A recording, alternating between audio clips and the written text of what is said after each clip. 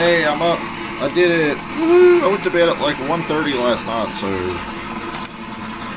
I'm up for this. Never gets old. Love that sound. We're getting ready to roll. Oh. Technology Raceway. I gotta turn it up.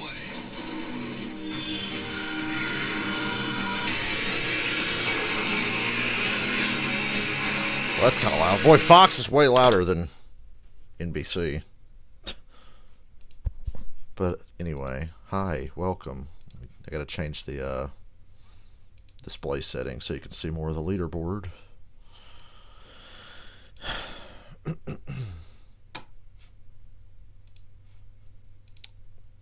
Sweet, okay. The return of the modified pit procedure. I'm sure everybody's fucking excited to struggle to keep up with that. Sure we all are.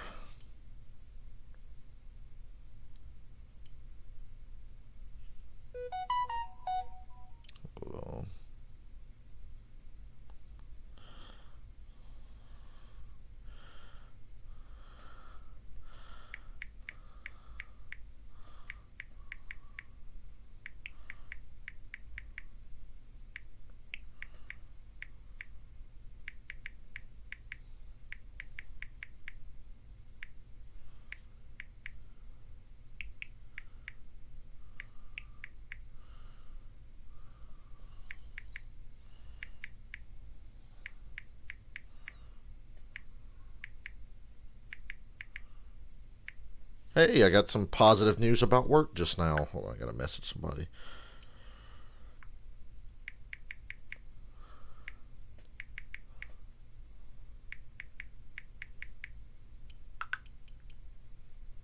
Okay, let me make sure my audio sounds good on my stream.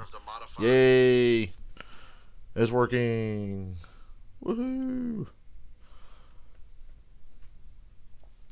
I'm actually really interested in this race. Much more, because I just had a feeling that the truck race at Dover wasn't going to be that special, and it wasn't. So that's why I didn't stream that and didn't pay much attention to it when I was actually kind of sort of watching it.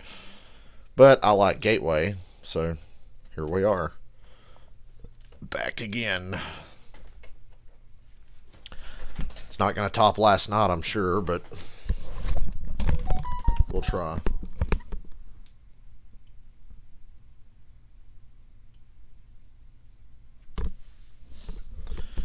The race will feature modified pit stop procedures. Pit stops at stage breaks will be non-competitive. Teams left 3 minutes to complete their work, maintain their position, and with game position during stage breaks is to not stop. Tires can only be changed during stage breaks. Fuel can be added anytime. Well, I mean, it sounds simple, but I'll let Mikey and Phil Parsons and Vince Welch figure that shit out. They can have fun with that. I did a cup race at Gateway NASCAR Heat yesterday. Yeah, I told you guys about that because I came off of 4 in the game, freezed up, and then when it unfroze, I was in the outside wall and spinning to the inside wall. Fun times. Fun. I was so pissed. I'm like, really? Every time I play NASCAR Heat, I haven't played it much lately because every time I fucking play it, I get shit on by a lag or a frame drop. It's just as bad on PC as it was on PlayStation. Actually, the freezing on the PC version is way worse. The playoffs loom. Who's gonna get in? Who's gonna take that step Well, that's forward? loud. Worldwide Technology Raceway for the Gander RV and Outdoors Truck Series. Woohoo. Race number 14 of the season, and technically I went back and listened to some of my reactions from last night, and it was hilarious. Like, nobody likes listening to this. They're shaped differently. That means if you're a young short track racer and that's how you grew up, you're just going to love this place, Regan. Lots of heavy There's fans in the stands, by the way, for a truck race. They're going to go for 160 laps for this race today. Shouldn't have any issues with fuel windows. You see where the stages are at 55, and the last stage at 50. Well, that's good. We took one really interesting potential element out of the race by completely eliminating fuel mileage.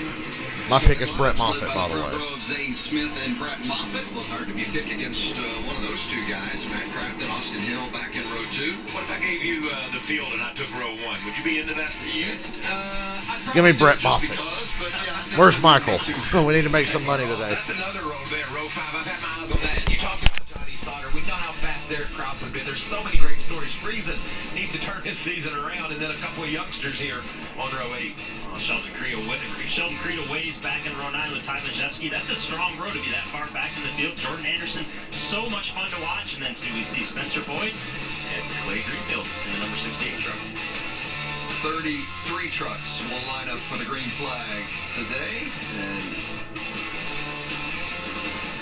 completed by Roger Roos. Well, we showed you the playoff standings a little while ago, and Johnny Sauter has a lot of work to do. He has got to win to get in, Alan. Yes, he does, and he needs a little bit of good news. So the good news is that we're here just outside St. Louis, because he tells me he loves this track. He says it drives like a high-speed short track he grew up racing on. 7 starts here, never finished outside the top 5. The bad news is, Vince, as you said, he's running out of opportunities to get that victory. His crew chief, Joe Shear Jr., told me today that, look, there's no strategy. There's no going after the stage points. It's all about the victory. And they can do it here today, guys. Don't you love that, Vince? That at least you know one thing. This is a fun racetrack. There going to be any strategy for that team. Simplifies things. And boy, this facility looks so much better than it used to. You can tell this place is really wanting a cup race. We got a good look at him, but then also talked about these corners being different and unique. How about the bumper Excuse me, Jesus. that Rudy Fugle let us put aboard that 18 truck? We're going to have some great shots out the front. How many guys do you think he's going to use that bumper on today? That's going to be a lot of fun to watch, as is this guy, Matt Crafton. I feel like he's going to be very strong today. This is the kind of place where he can get ready for that championship battle to go to Phoenix. Similar racetrack. He told me earlier today he's going to be focused on getting that truck dialed in because of the similarities to Phoenix later this year. Well, this is the final race of the Triple Truck Challenge. Remember, it's a $50,000 bonus to the winner. Now, Sheldon Creed and Zane Smith have already won the first 2 races of the Triple Truck Challenge. It would be a $150,000 total for one of those 2 drivers if they could win today. And if it's somebody else, well, they pocket an extra $50,000 for their efforts.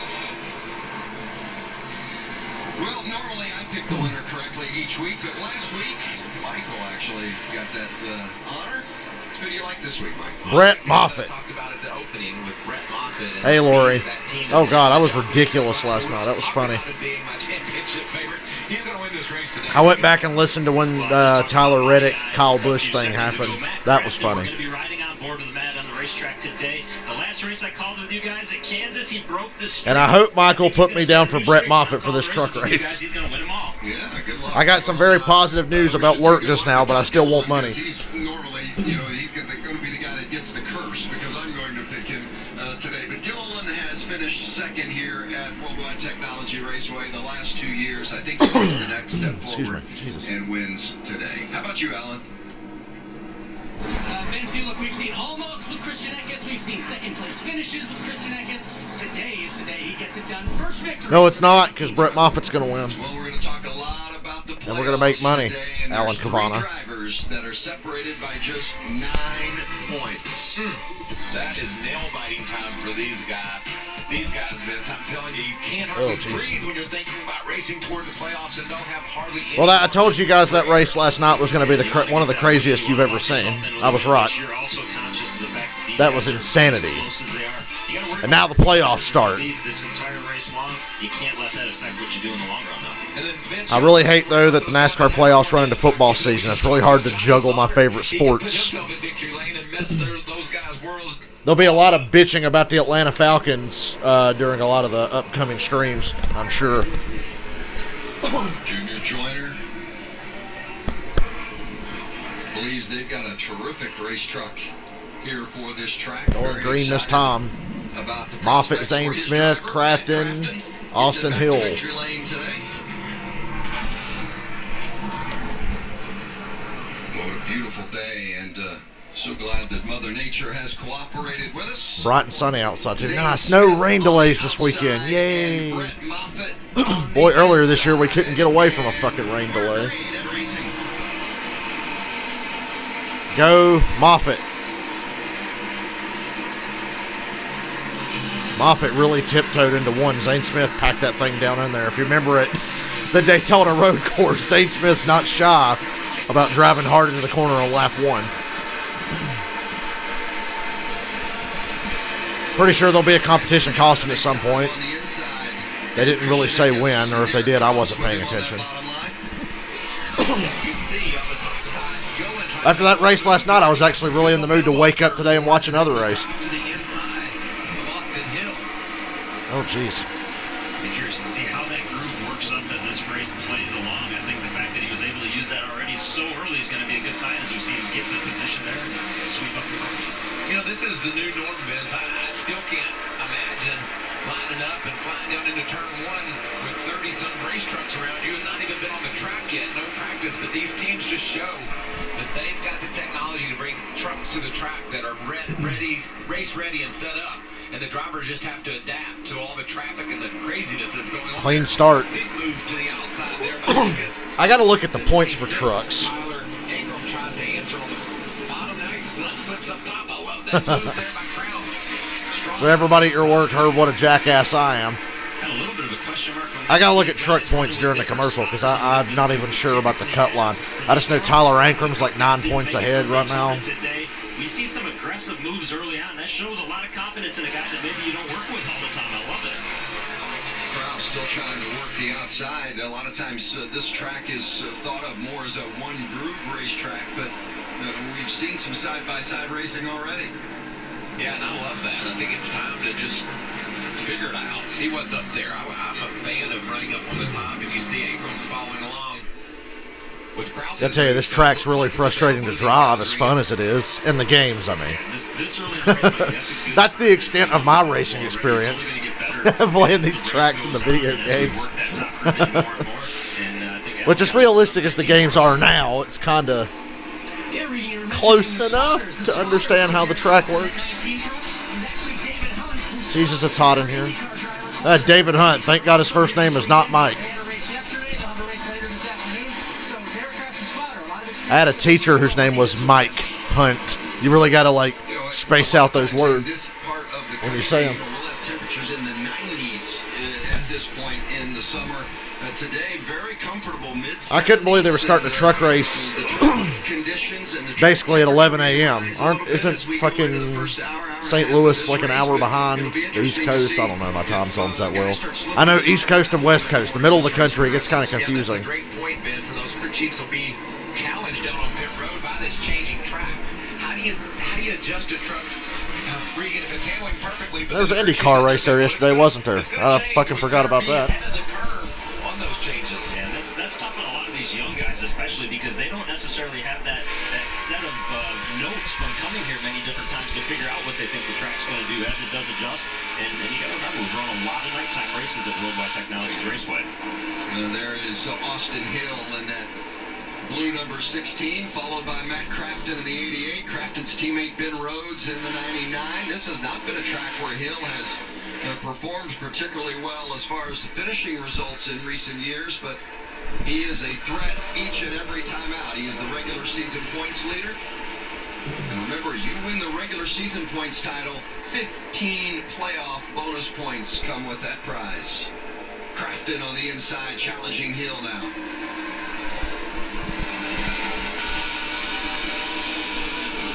That's a nice dive down into the corner there by Crafton. Is able to gas it up just in the center. You hear there? You hear him get on the gas just to squirt himself. It's always a weird time of year now that the playoffs are starting. And truck and Xfinity playoffs don't start for another few weeks. Because they've only got 7 races in their playoffs. I think Xfinity playoffs start at Richmond or something. I honestly don't remember the Xfinity schedule. And oh yeah, we actually get to see a Richmond race.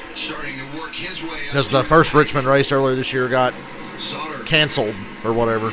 Started 9th today and slipped back a spot to the 10th position. We're the only place that sells beer. Yeah, everybody there must understand. Why is that Southern guy yelling so much at his television? I don't know.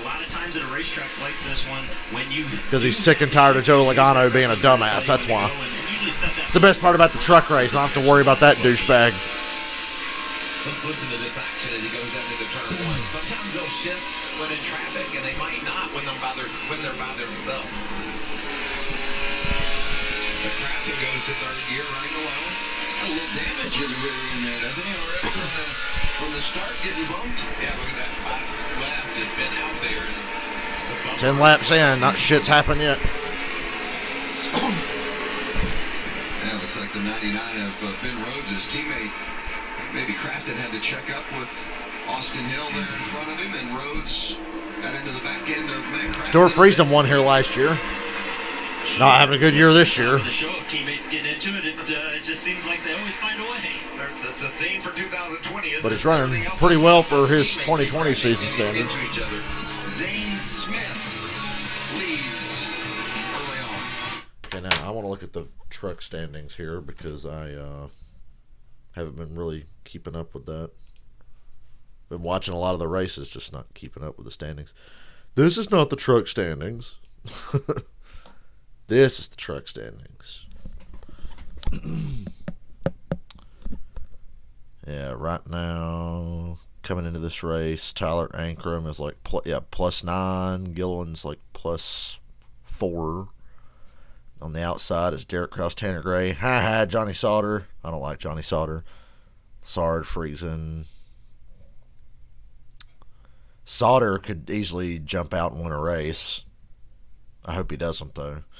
I'd like to see Derek Krause make it over Todd Gilliland, though. That would be pretty nice, because I actually like Derek Krause. I'm not a Todd Gilliland fan at all. I don't like his useless-ass dad wasting rides in the Cup Series and Xfinity Series for the last, 15 fucking years or however long it's been. And I don't like Todd either, because I just don't think Todd Gilliland's that talented. He's just not that good, people.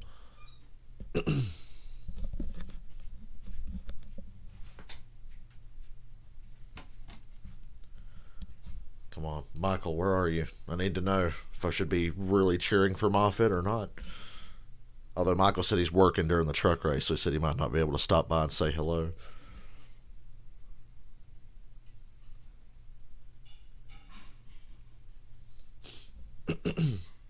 I was surprised. I actually fell asleep before 2 a.m. and I woke up at 10:30 this morning. I was like, yeah, I'm well rested enough to get up and do this. You know, the hardest part about football season is having to be up at 1 every Sunday, because on a lot of weekends I like to sleep as late as I can.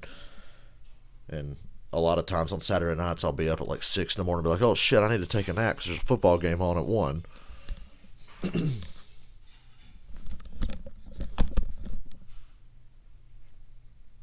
You know, it's weird. The NFL season's less than half the length of time. Well, if you include playoffs, it's half the time of a NASCAR season. However, by the end of the regular season, I do get a little more burnout on football than I do NASCAR, because NASCAR lasts longer, but I'm watching 3 or 4 NFL games a week. Sometimes that gets a little tedious, unless the games are really good. I don't really get burnt out on NASCAR. Streaming, it's been hard work some days because I just don't feel like talking.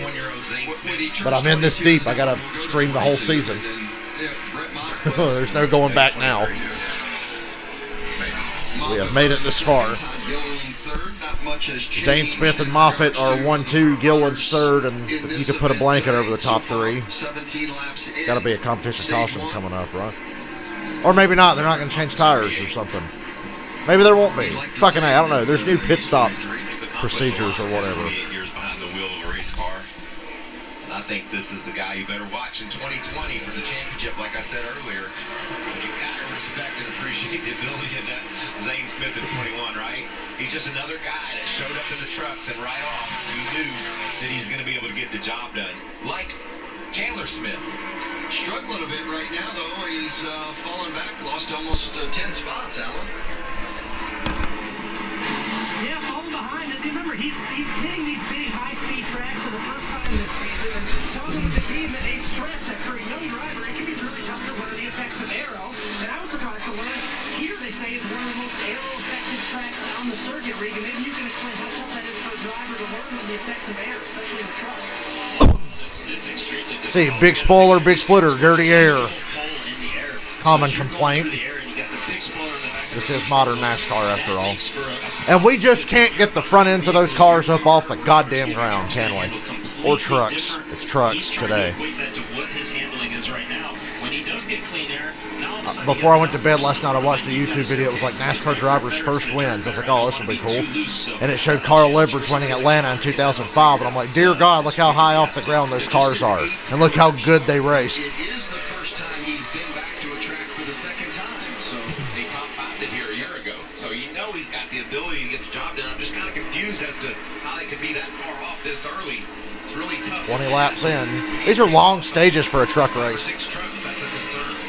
Stuart Friesen in the 55 laps in stage 1. Contact with Derek Kraus in the 19. Friesen. I think Derek Kraus is going to be special. He's not having that great of a year. It's his rookie year, but I think Derek Kraus is going to be special. I really like him. And I think they need to get Haley Deegan in a truck. I feel like ARCA is a complete waste of time these days. Haley Deegan needs to go ahead and be in trucks and run trucks for several years. Derek Kraus is here, so Haley Deegan should be here. To keep your confidence up, and then when we showed that contact they just had right there, we were coming off of talking about the aerodynamics and how important aero is a gateway. Well, Sheldon Creed's really loose on the bottom there. On the straightaway, he would run into him because he's trying to cut it so close to get to that quarter panel and side draft that other truck because it slows that truck down. It acts like a brake for the guy that you're getting to the quarter panel of, and you see how aggressive they have to be, even in a flat racetrack like Worldwide Technology. Worldwide, just call it Gateway. Who's actually going to take the time to say Worldwide Technology? And Gilliland is looking under Moffitt for second, unfortunately. Worldwide Technology race, but just call it Gateway, dude. That's what I call it. That's what everybody calls it. It's like the Raceway Park in Indianapolis. Everybody calls it IRP. They don't call it O'Reilly, Lucas Oil, Napa, whatever the fuck it's sponsored by these days. 4 points to the good. Zane Smith's in heavy lap traffic. Wouldn't it, Vince? I mean, when you're right there, can taste the playoffs and knowing every lap that you run, you've got to be perfect in order to make sure you preserve that tiny margin that he has. And Zane Smith's really coming on strong here lately. He's won the last 2 oval races, including last week at Dover. Zane Smith trying to go back to back. I like Zane Smith. Hope he gets another shot in a good Xfinity car.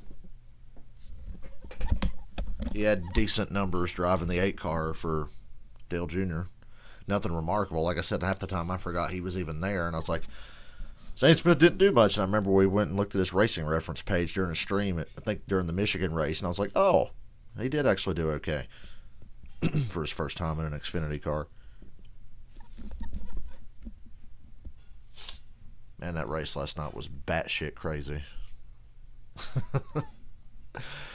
The last 2 nights have been so worth it after shitty Dover. Some weekends you just know that it's going to be tough to stream it and have anything interesting to say because you just know that fucking Dover's going to suck, Pocono's going to suck, Indianapolis is going to suck. At least Indy had enough blown tires to make that race seem like it was worth watching.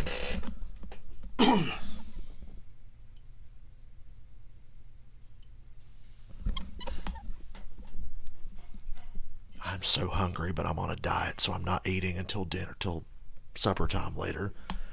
And it's killing me. But it's worth it. God, I'm happy I got good news about work today. I was getting worried. I was like, shit, am I going to have to start looking for like a shitty job? No, I still have my job. It's just going to be a couple more weeks.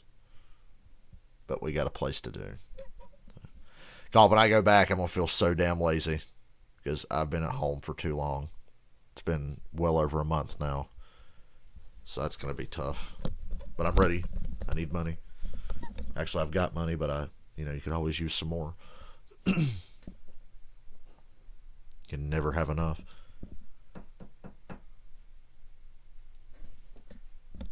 Zane Smith's still leading, apparently.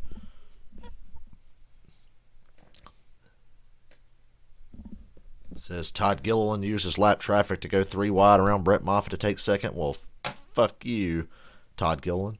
Oh, they're now on the leaderboard. It's showing Gilliland in like 6th place. What's the truth here? Or the timeline thing over here or the actual leaderboard over here? Guess the mystery will be solved right now. Nope, there's another commercial. Come on. trucks at Darlington next week. Fuck yeah. Johnny Sauter on pit road with the hood up. That's Johnny Sauter, and that's sort of been fitting for the season that he has had. The 13 is lane, Alan. And they're trying to diagnose the problem still. Johnny Sauter came over the radio and said, I've never felt anything like it. It's shook. And they're going to the garage for Johnny Sauter. Wow. Well, he ain't going to win today. Yeah, Gilliland's second, Moffitt third now. Zane Smith still leading. The leaderboard's not updated yet. It still has Moffitt in second for some reason. Pulled to a racetrack where Johnny Sauter's never been outside of the top 5. We think today could be that day, Vince. And to your point, when it's not going your way, it's just simply not going your way. And curious to see what the final diagnosis. The Black Flags matter. Bad seasons. Johnny Sauter 2020. Everybody 2020. Ooh, big. Wow, Ankrum really checked up into 3 and about got run over. From the bumper cam of Christian Eckes, that's Tyler Ankrum, 7th place running truck in the 26. Oh, I just love listening to him work that gas, Vince. He wants so badly to hop in it, but there's just too much power under the hood, so he's got to work it. Let's listen to him down here in 1.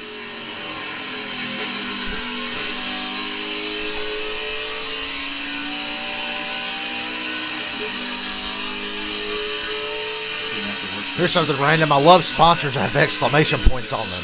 Remember the hell of a good cream sour dips or whatever the fuck? They used to sponsor like 3 races a year. That was like the worst race title ever. The hell of a good sour cream dips at the Glen. What a race sponsor that was. Probably not as bad as the wonderful Pistachios 400 at Richmond. That one always stuck with me. Of course, not every race can be the Batman Begins 400 at Michigan. That was in 2005. The Batman. Or the SpongeBob SquarePants 400 at Kansas. That was a good one. They really had fun with that. And that way, when he came through turns 2, right after he shifted, you could cut it down and get a bigger run on Tyler Ankrum. So we see Tyler Ankrum now is going to do the crossover. He's going to come back underneath them. I love this battle. Yeah, Ankrum and Eckes racing hard for 7th. The kid that's creeping up into this battle is that 2 truck of Sheldon Creed. Been so fast everywhere we go this year, and he looks like he's got another good truck. Hope Fox Sports takes note of the fact that Jamie McMurray and Regan Smith are actually really good at being announcers, and they should be considered for the Cup job in the future. Especially Jamie McMurray. I think Jamie McMurray is the best analyst on Fox right now. And Creed has done a good job wheeling at a 2-time winner this season. One at Kentucky in that rain-shortened affair, and then one on the road course at Daytona. And right behind them was another GMS truck. Vince, Sam Mayer in the 24.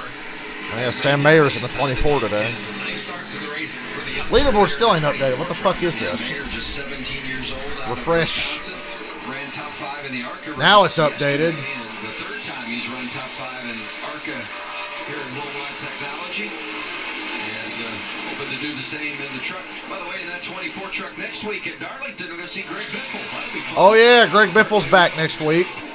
Greg Biffle in the truck race at Darlington. Now you know I got to do the truck race. We got to stick with the Biff next week. Well, I wouldn't expect much different. I mean, he's going to have a chance to win that race at Darlington. You know that. The 24 truck is fast everywhere it goes, and Biffle's not as good as there's ever been in a truck. I want to see more of Greg Biffle, man. I miss Greg Biffle. That's a driver I really miss. And I actually liked Biffle. I didn't like Carl Leverage, but I miss him. But I really miss Greg Biffle because I really thought highly of him and still do. I wish I'd have been streaming that truck race last year when Biffle won at Texas. And there's been a handful of guys that come along, Regan, that we say not only are they going to win truck races, that kid's going to win a cup race. And William Byrne was that driver.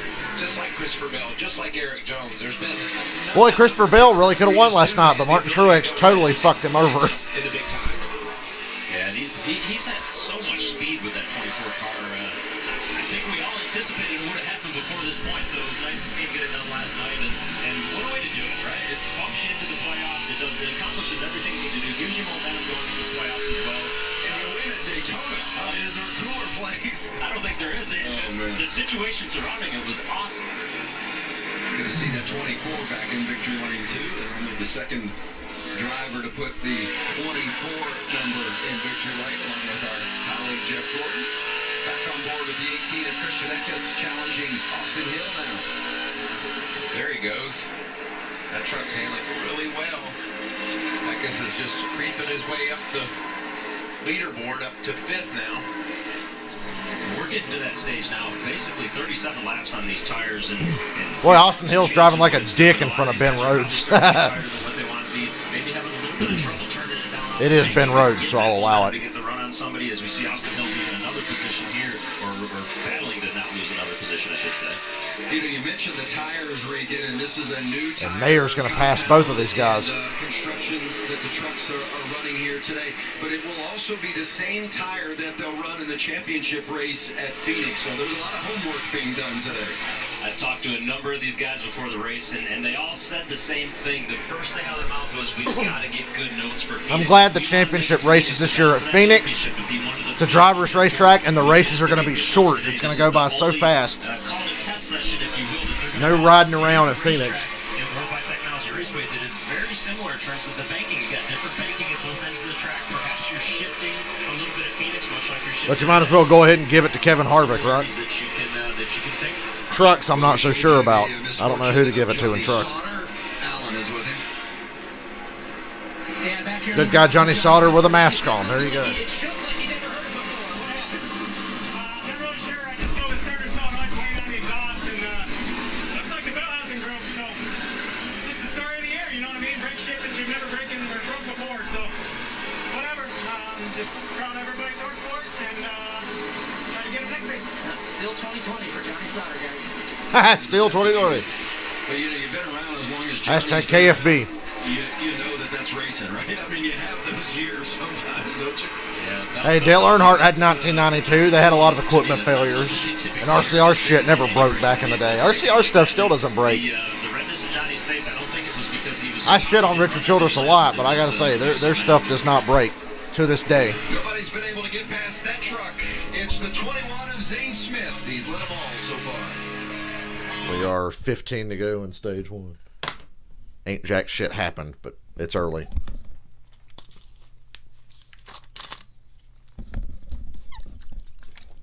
Ow, it's very early. Well, it's a TV show with Jessica Alba. She's still alive? No. Of course she's still alive.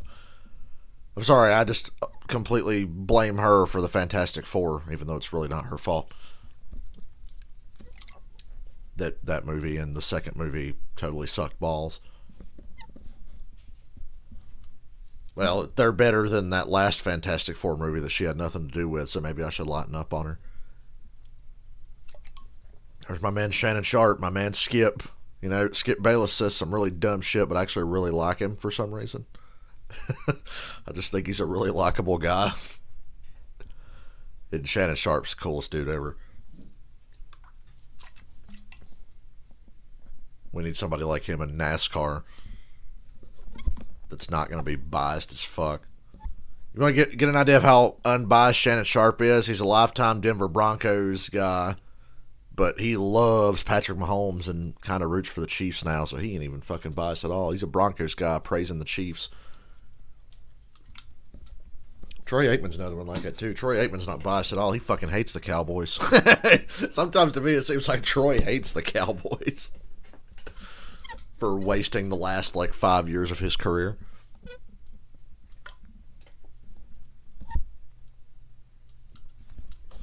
Damn it. My cat has figured out how to get into the attic now. I brought a new dresser thing in here, and it's sitting in front of the closet that nobody uses. And the attic thing up there is open. And Ozzy jumps up on the thing, and then he leaps up into the ceiling, and I don't see him for several hours at a time. Little bastard. Boy, Zane Smith is going to lead every lap of this thing from the looks of it. Oh, don't show food commercials. I'm hungry, but I'm not going to eat. Please stop showing food. Oh, it was McDonald's. Never mind, I'm not hungry now.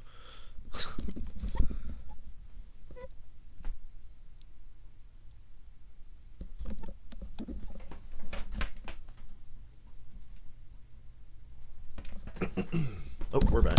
Thank God. Beautiful sight that is. Commercial breaks are hard to get through. Worldwide Technology Raceway and Gateway. Look at all them dumbasses not wearing masks. But then again, they are right there at Missouri. Day for racing. racing. Lots of dumb motherfuckers down south. Man, he was right. Trust me, I know, because I live in the south. Gilliland has caught Zane Smith for the lead here with 10 to go at stage 1. Gilliland's going for the lead, going into 1. Smith has led them all so far, and Gilliland Smith on the outside, Gilliland on the inside. 10 to go here in stage 1. Lots of lap traffic ahead. And they use that lap traffic as a pit, And- one of them on the other. Gilliland doesn't need the traffic. He's got the lead going into 3. Todd Gilliland, new leader. It's not Brett Moffitt. Takes the spot So I'm from sad. Zane Smith. 9 to go in stage 1. Needed that playoff point, but they're going to get Why'd the leaderboard reset to have Zane Smith and Moffitt up? What the fuck is up with this leaderboard? NASCAR.com. Get your shit together. It's not that important, And that was really just a perfectly but it should at least be accurate. He got to the inside, didn't overdrive the corner, which allowed him to Yeah, exit leaderboard's turn two broken, guys. Side by side with him, and once he did that, he was able to dictate where So disregard that leaderboard because Todd Gilliland is leading. Zane Smith the second, Brett Moffitt third. See what his lap time does and how quick he can pull away right here to know exactly how strong he is. The good news for Zane Smith, before this caution comes out, he's going to, or the stage end comes, he's going to have an opportunity to see where he needs to be better now. He hasn't seen that yet today because Ooh, they have live standings. Well, and for Gilliland, every single position and point is important because he came into this race on the playoff bubble. And we mentioned in the open, he's been the runner-up here at this 8 to go, track for the stage last 2 1. years. He take that next step forward. That's Todd Gilliland. He'll blow For it. his second career win, possibly. Regan, how good does that feel when you know you're going to a track that they say there's horses for courses? This is a course that this young man loves. How good of a feeling is that? Well, I think the feeling's even better when you know that you're not going to practice, when you're going to show up there and you're going to have to get the green flag and go immediately. You know where you want to hit your marks. You know exactly what you want to do. As we see a good battle here for 8th place with Austin Hill and Sheldon Creed right now. 3 wins between those two this season. We mentioned those 2 wins that Creed had earlier, and Austin Hill, the winner at Kansas. Won the first race of that doubleheader at Kansas. Matt Crafton won the next day. Hill, a 4-time winner last season, but he missed the Final 4 in the championship and ended up 5th in the championship standings. Has his eye on the title this year, and Creed is knocking on the door. Literally. Well, knocking on the bumper, I guess, not the door. He kind of hoped of Hill a little bit there off turn 4. This guy's been impressing me, Vince. I mean, the 24 truck is just running some really fantastic lap times. And, Somebody pointed out something last night I didn't realize. Chad Canal. Well, it makes sense. Chad Canals has never missed the playoffs. I don't know what this kid tells his crew. Every year there's been a chase or playoffs. Chad Canals has got his driver in it. Experience. Jimmy Johnson and now William Byron 2 years in a row. Weather that's heating up like Vince pointed out. Well, I think at this point the crew chief needs to be looking at the lap times and he needs to say, hey, our truck is getting faster as the tires are getting older, as it's getting 5 to go in stage 1. Gilliland drove away from Zane Smith by about a second there, and Mayer's up to 6th. I'd say even if he's wanting something major, maybe the crew chief doesn't go quite as major as I like seeing new guys run well. As I mentioned earlier, Mayer finished 3rd in the ARCA race last night. What a great weekend of racing it's been here at Worldwide Technology Raceway. Indy Gateway. ARCA, the trucks. It has been terrific weekend for the fans to be able to come and participate in. Curtis Francois, the owner of this facility, and Chris Blair, the general manager, they've worked so hard to get everything ready for fans to be able to attend. And all the safety procedures that have been put in place. It's great to see the hard work come to fruition and see fans in the stands on a beautiful Sunday enjoying some racing. Yeah, I'm literally jealous of every fucking person that gets to go to a race right now. to the rear bumper right now. Hopefully they'll let us go to Charlotte. Some great shots of how bad it truly is. As up close and personal as we get. I love this bumper camera on this truck. Put my little mask on and go watch a race. It'd be nice. Crafton running 4th. Man, he is on a roll. Top 5. Yeah, Matt 6 Crafton's of the last really 7. I mean, this is as coming good on as strong any lately. team has been in a long time. He's 4th right now. He won at Kansas. I hate I missed that race because I was asleep. Well, I told you, Jimmy, they were the champion last week. I was struggling to sleep that week, and I really needed to sleep, so I slept through the truck race that day. I get the feeling, even though you won the championship last year and you had some good results last year, But he's about to lose 4th. Eckes is to his inside with 2 to go in stage 1. Crafton gets a good run off the corner, holds him off. I couldn't agree more, and I think still think about Brett Moffitt in this 2020 season, the speed that he's had. He hasn't gone to victory lane yet, but Matt Crafton didn't last year either, and he got the What a run through the center of the corner Eckes got. Now Eckes is to Crafton's outside. Woo! Yeah. Eckes going to take that spot. 1 to go in stage 1. Final lap of stage 1. The leaderboard's still wrong. Will the top 10 get playoff points or stage points? Maybe it'll update here at the end of the stage. Gets a playoff point to take with him throughout the postseason, and right now that looks to be Todd Gilliland. Todd Gilliland. Is almost a second and a half. Who really needs the points, actually. He was on the cut line. He's like 10th right now in the points, but he wins stage 1. Zane Smith second, Moffitt third. And leaderboard still ain't updated. For Todd Gilliland. A little background info. Well, during the commercial, while we're bored, let's go just look at Racing Reference. What the hell should I look up on Racing Reference?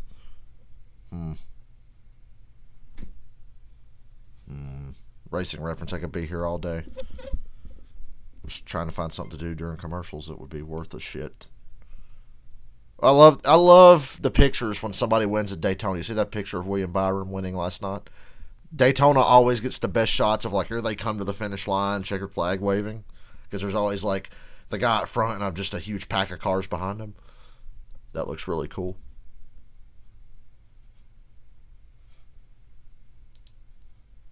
Well, we could like standings and shit.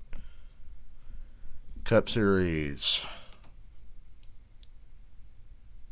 There's your playoffs for Cup. Kevin Harvick, 52 points to the good. That's a good starting point there for you. Nice spread of manufacturers in the playoffs. Although only 3 Toyotas, because Eric Jones is a fucking bum. I'm kidding, Eric Jones is not a bum, but he's been very disappointing. That's all I'm saying. It's true. At this point, I can't deny Eric Jones is a huge disappointment. But so is a certain balding, long-neck Connecticut douchebag named Joey Logano, and he's still around, so maybe there's hope for Eric Jones. Let's look at the names that missed it. Johnson deserved to make it. Jones, you suck. Reddick had some bad luck really early in the year. Bell got off to such a piss-poor start, he never had a chance. Buescher, meh. Bubba, equipment let him down because Bubba's been running so well. Michael McDowell, he blows. Stenhouse is an idiot. Nemechek drives like an idiot. Newman missed 3 races. Ty Dillon sucks. Matt Kenseth missed 4 races or whatever it was. 3? 4? 4. Corey's in a shitty car. Priest wrecks every week. Suarez in a shitty car. So, yeah. Playoffs are about right, but DiBenedetto literally only made it because Jimmy Johnson had fucking coronavirus and because he got DQ'd at Charlotte. And he got wrecked last night thanks to morons like Joey Logano who just think they have to block every fucking move and drive like an idiot. Gonna get somebody hurt one of these days. Oh, wait. Shit like that did get somebody hurt back in February. But you wouldn't know it based on how they were driving last night. That's for sure.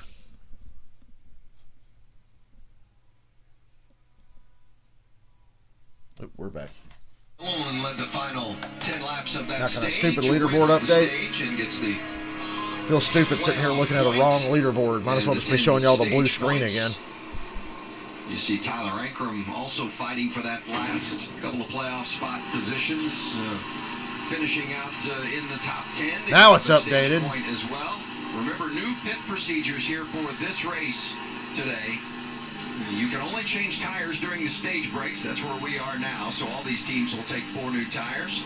And you won't lose or gain spots on pit road during these pit stops. Yeah, you just have 3 minutes to get your work done, and you will exit pit road in the same it's order dumb, that you entered. unnecessary pit stop procedure. Perfect sense what you said. We'll all get 4 tires. Everybody just gets to come in and they get 3 minutes to get their shit right, then they go back and line back up the way they were Wouldn't be before. an option. None obviously isn't a good idea. Sorry. Maybe a little bit of a test run for something down the road we may or may not see in the NASCAR. Ooh, while we're at it, why don't you bring back the caution clock? Because everybody fucking love that so much. Huge cost-saving measure. Yeah, it certainly is that. And just think of the logistics, Vince. These Cup teams usually pit the trucks, and they were down in Daytona, so I don't even know if they could have made it there or not. It certainly would have been a big expense. Alan?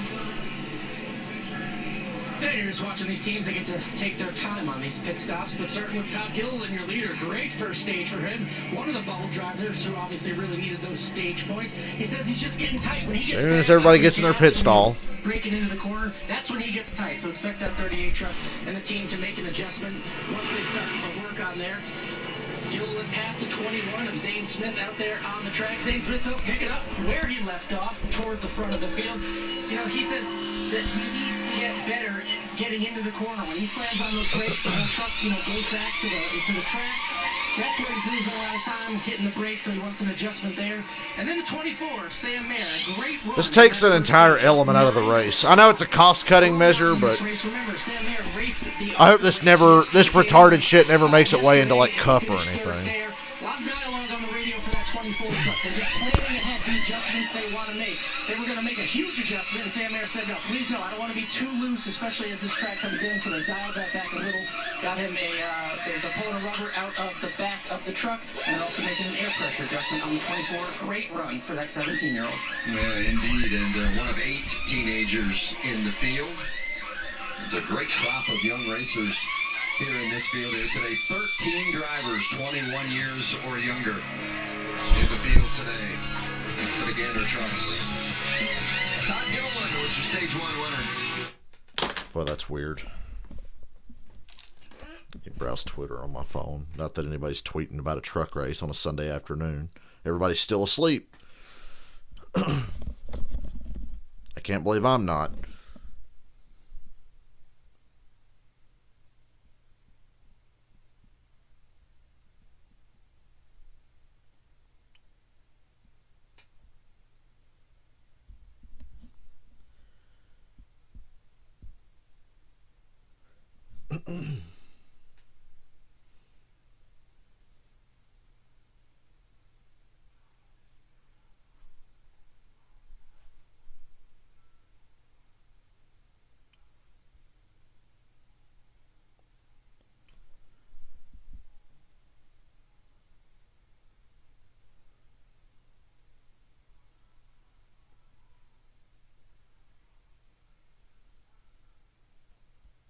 Yep, nothing on social media.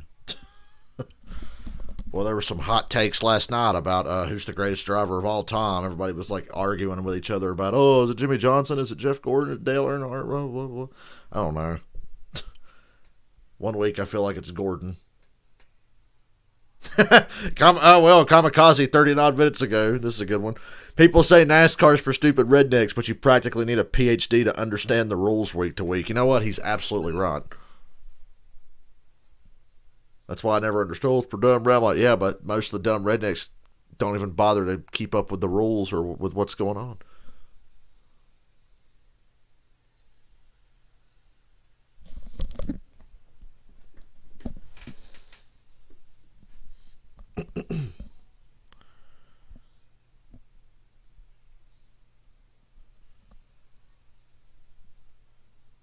Tab Boyd, things you don't know about the spotter stand. We're on the roof near the vents for the kitchen catering area, and it smells like chicken tenders throughout the whole race. Dude, that'd be fun.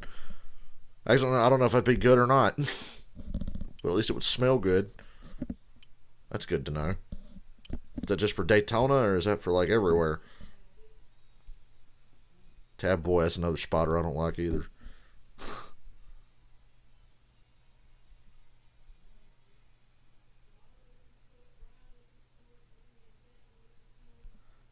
There's a drivetrain issue for Sauter earlier that put him out of the race.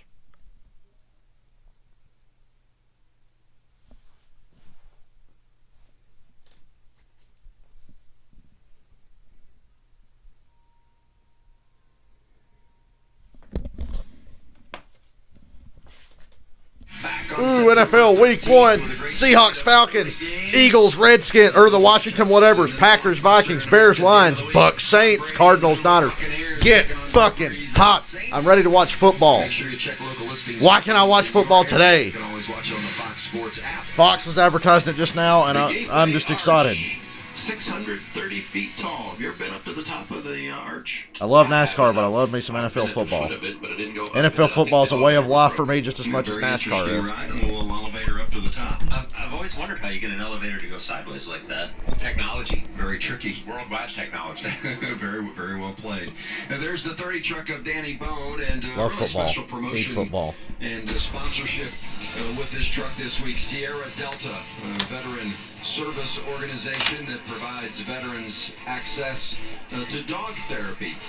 And they've got a display outside the racetrack here this weekend. And doing such tremendous work, Sierra Delta. So because of these new pit procedures... Boy, this new pit procedure kind of blows because it's taking forever. Line up there on the back stretch and get in the proper lineup. How about Alan on our leader, Todd Gilliland?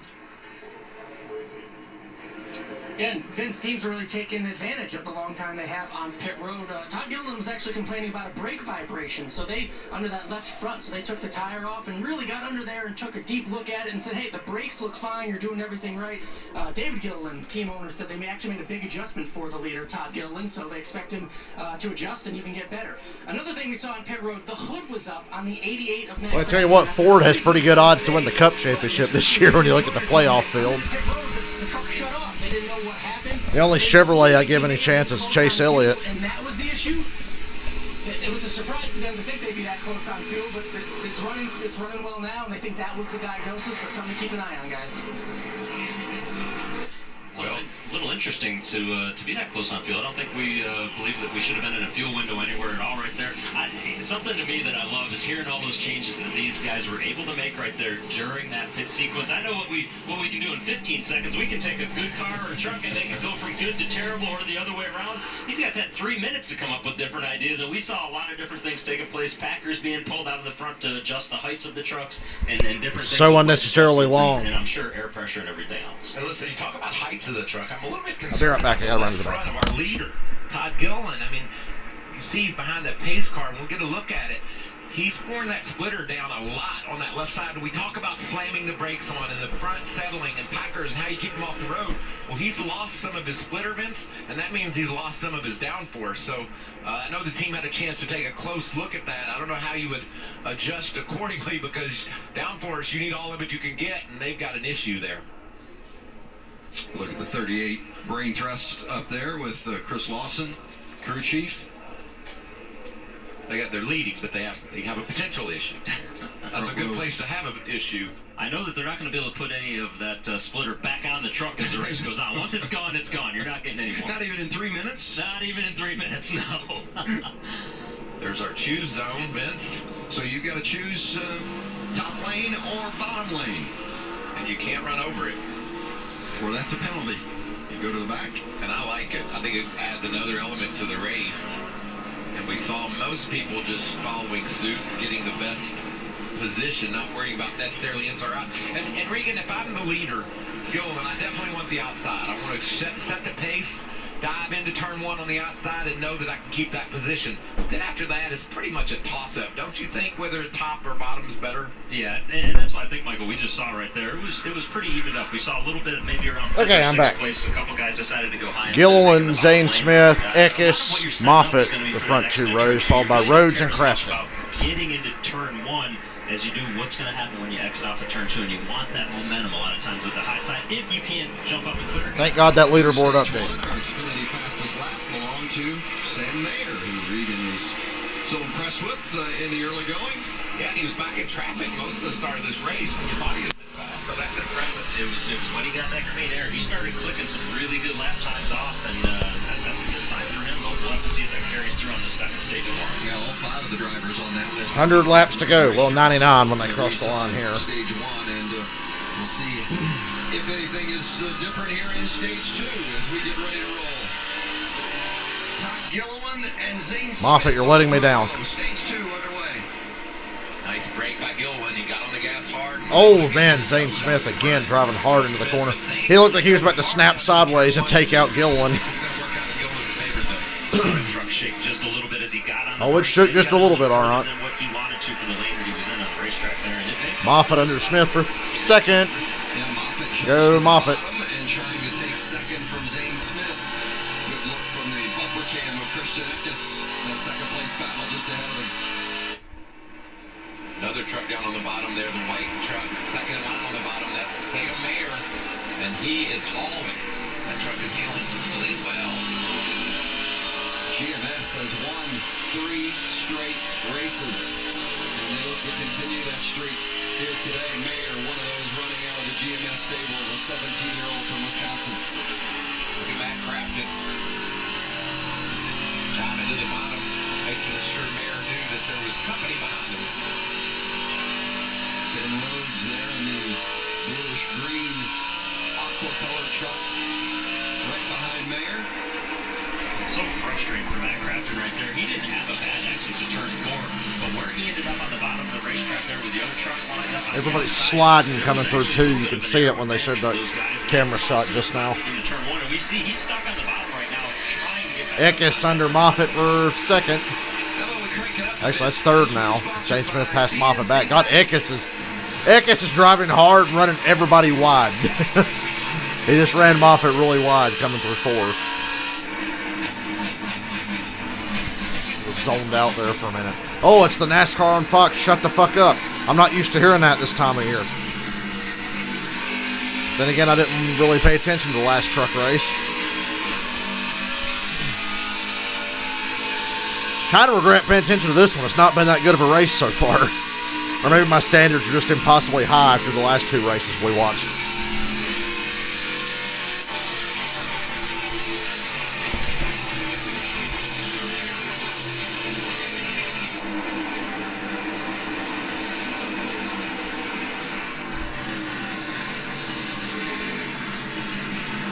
A lot of almost wrecks happening going into the corners, with guys running the outside and guys running the bottom.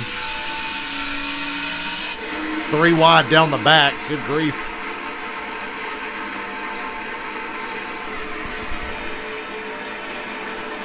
Infinger looks like he got into the side of Austin Wayne's Self a little bit there. Jeez, man. Yeah, he sure did. There's a big donut on the side of Self's car, truck, whatever.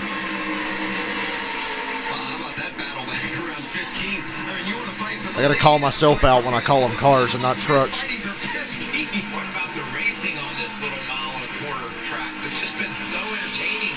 Guys shifting gears, getting loose, pack racing, all over one another. Michael, it's not a fucking pack race. They were pretty strung out there after a long run. Still Gillen, Smith, and Eckes up front. I expected better from Moffitt today. I am disappointed. I am disappointed. This is a 2-time winner this season. Infinger barely inside the top 20. I read some of his notes coming into this race, and they were very optimistic. He had a lot of speed at this racetrack, winning stages, but felt like that he could win here today, but he's going to have to make up a lot of ground if that's the case. There's a couple of strong trucks here, too. Ben Rhodes has been solid today, and Sheldon Creed has just been slowly marching toward the front. Really good handling 2 truck. 6th and 7th. Sam Mayer in 5th, just ahead of them, and Christian Eckes, Chandler Smith right behind him. Same driver, not really. Smith's way better than Eckes, I think. Yeah, whatever problems Chandler had early in this race, Vince, he's got those squared away. He's been able to really pick up the pace. And Lap 69, nice. Basically, it's for 4th position. These 4 trucks, along with the 51 there, Chandler Smith, are battling in this big group. It's a high-speed pace like we just watched right there. And we see the 24 Sam Mayer finally get cleared into that 4th position. Even in that traffic, he's still been clicking off some of the fastest laps on the racetrack. And now he's going to have the opportunity to chase down the leaders in the 1st, 2nd, and 3rd here. Eckes, the bumper cam with Zane Smith just ahead of him. 2nd place, and the 38 of Ty Gilliland is the leader. Eckes out of that Kyle Busch Motorsports stable. 9 different drivers have scored their first career win driving for KBM. Eckes certainly a candidate to become the 10th. 40 to go in stage 2. Unfortunately, Gilliland is leading, but not by much. And it looks like Eckes is really strong right now because he's closing in on Zane Smith. Well, when it comes to Eckes or Gilliland, I'm going to have to cheer for Eckes. Not that I don't like Eckes, I just don't care about him. Another generic-ass driver. That's not something I usually complain about, but Jesus Christ, there are a lot of generic-ass fucking drivers. William Byron falls into that category a little bit. Not so much now. He finally showed some fucking personality last night. Took winning a race to get it out of him. Generic-ass drivers. Well, Zane Smith, even though I really like him. Eckes. Half the Xfinity Series. Well, most of those guys would be a lot more generic if they just didn't flat out suck so bad, like Riley Herbst and Noah Gragson. They're fucking garbage, but... well, Gregson's got some talent. He's just a dumbass. He doesn't know what to do with that talent. Oh, but I'm sure he'll be around for a long time, because money can get you anything. Just re-signed with Junior Motorsports. I'm glad that was the news. Not that he's getting 48. Although he'll probably get it, because he'll be the only guy that can keep that car in business if the rumors about Hendrick possibly having to downsize are true. I would have to just accept it if that was the only way Hendrick could stay 4 cars, but hopefully they can stay 4 cars without that bullshit. Shit, if Gregson's the best you can do, you might as well downsize to 3, because he's going to wreck a lot of cars. It'll be like you only have 3, and they'll be spending a lot more money if you put Gregson in the 48, because he's a dumbass. You see, as dumb as Tyler Reddick and John Hunter Nemechek, and I like those guys. Those guys are very talented. As dumb as they can be, Gregson's like not even as talented and twice as dumb. More than that, actually. He's like 4 times dumber than Tyler Reddick or John Hunter Nemechek. So, yeah, sit on that and rotate and think about the money that Rick Hendrick will be spending. Oh, WWE Thunderdome. Fucking A. So, that WWE Thunderdome thing, I don't even know if they're piping in crowd noise or if it's actually just the ambient noise of the people on their little laptop screens or whatever. I want to try to get in the Thunderdome. I ain't watched fucking WWE since WrestleMania. WrestleMania was great, but that didn't convince me to watch the rest of their bullshit. But I want to be in the Thunderdome. I'm going to try to get in on that. Kenny Omega can get on it. I can get on it. Watching throughout the commercial break, and Todd Gilliland continues to lead at Worldwide Technology Raceway. Zane Smith running second, and Christian Eckes third. Sam Mayer continues to impress in that 4th spot. He's going to be that whole top 5 is right on top of each other. Gilliland, Smith, Eckes, Mayer, and Moffitt. 1, 2, 3, 4, 5, right there with each other. Under a second. How much does it help that he ran the ARCA race last night? Hard to pass, though, I think. Either that or they're just very evenly matched. If nothing else, you at least get to see that track again. And I know it's two different vehicles, right? And they drive differently, but you can still find marks on that racetrack, understand what it's going to feel like when you hit your brakes, and where you want maybe to find that extra little bit of grip on the track, and how you can adjust your line to make your truck better if it's not exactly what you want. Not quite halfway through stage 2. Check in with Alan Cavana. Yeah, different stories developing out there on the track. Let's start with the 88 of Matt Crafton. Had that great first stage, and then he came down pit road losing power. They're still not convinced it was a fuel issue because they just don't have the same speed and power that they had in that first stage. Matt Crafton reporting it's really tight. But as to why they call him Matt so far, Junior Joyner's crew chief said it's still kind of a mystery, so they got to figure that out. Oh, the 51 Chandler Smith in the wall. Chandler Smith Spun around, backed it into the wall. Really good stage, guys. Just backed it into the wall. Caution's out. Just as Alan was about to update his situation, Chandler Smith goes around and makes contact from NASCAR's like, thank God, put it out. He was running 7th at the time. That brings out the caution. And Vince, he dropped like a rock at the start of this race, falling some 10 positions, and rebounded and rallied, running inside the top 10 like you mentioned, 7th position. It's done in the corner on the bottom. Busted his own ass, basically. That's just a lesson that's really difficult for these drivers to understand. It's all Chandler Smith, but that kind of thing's going to happen. He's still young. Yeah, and especially when you got a truck to your outside like he did right there, makes it even more challenging. Probably just overdrove that corner just a little bit too much, and once he missed it, it was all over. And I'm going to tell you what, Vince, as a young racer like Chandler with the speed he had, you like to make those. You need Talking to make those Rock, mistakes Georgia. Yeah, that save your sounds like a truck. town in Georgia. If you get in that position and you bobble and you save it, you're like, okay, I learned a lesson. But unfortunately, this lesson he learned is going to cost him a chance to finish this race. When you guys were talking earlier about the arrow, and you know, a lot of times you might not think that there would be that much arrow here, but we saw it right there, right?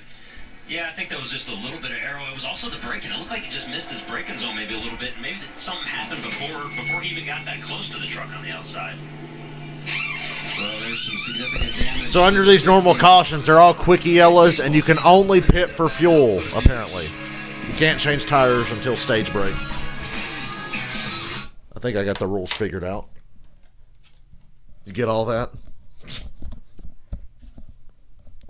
Agree, 5 people here. Speak, people, I'm bored. Speak to me, warriors. Well, we were talking about wrestling a minute ago. Cut a Ultimate Warrior promo for you if you want. I'm good at that.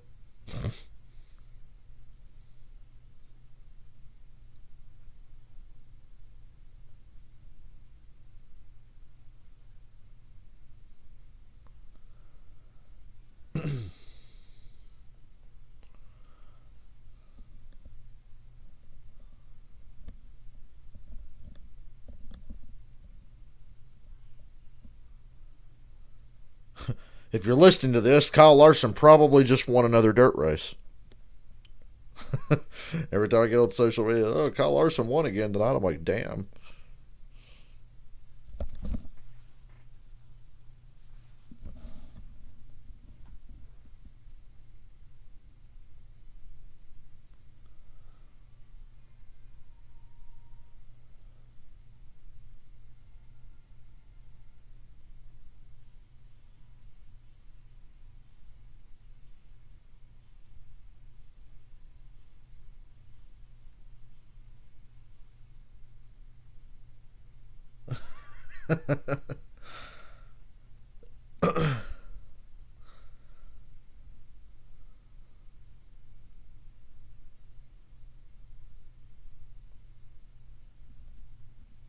Wakanda forever.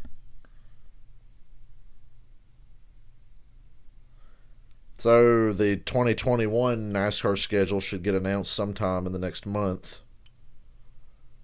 And I'm secretly hoping it looks radically different to anything we've ever seen before. But keep Daytona in the summer of the last race for the playoffs, please.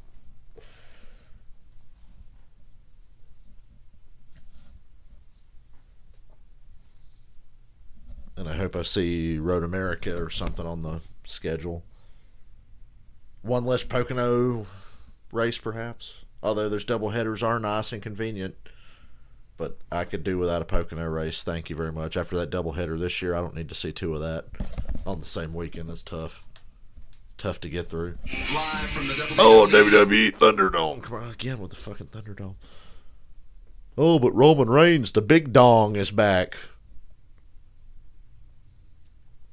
That'll put some butts in the seats. You like that, Tony Schiavone? He should bust that line out again because AEW and NXT are way better than Raw or SmackDown. Season after today, Darlington and Richmond. How about that combination? That is a one. Oh, goddamn, I just realized that next Sunday I've got to stream 2 races in one day. Mostly. God, I might have to skip that truck race next week. I'm going to watch it, but I might not stream it. That's going to be a long day, dude, because the Southern 500 is a long fucking race. And if I'm streaming the truck race before that, I'm going to be dying at the end of the day. So I don't know if I have that in me, y'all. Might just have to watch the truck race for myself and just stream the Southern 500. Definitely going to stream the truck race. Xfinity race day before, yeah, I'll stream that. Because I'm really enjoying the Xfinity series this year.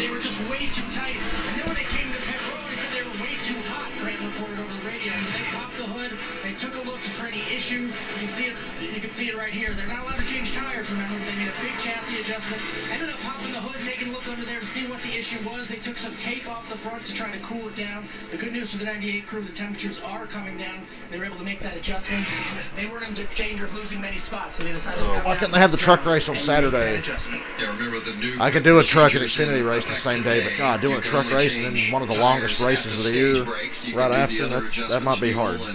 So forth. Might have to tap out on that one. But you can only change tires during the stage breaks. But it's trucks at Darlington, though. They haven't had that in a long time. It will be today only, at least. Fuck it, I'll probably end up doing it. Just learning a little bit about how these procedures might work. The fans enjoy them. All right, restart. So far, it's been a great Gilliland, race. Smith, Mayer, Zane Eckes. Smith on the inside and Todd Gilliland outside. They're the only two that have led today.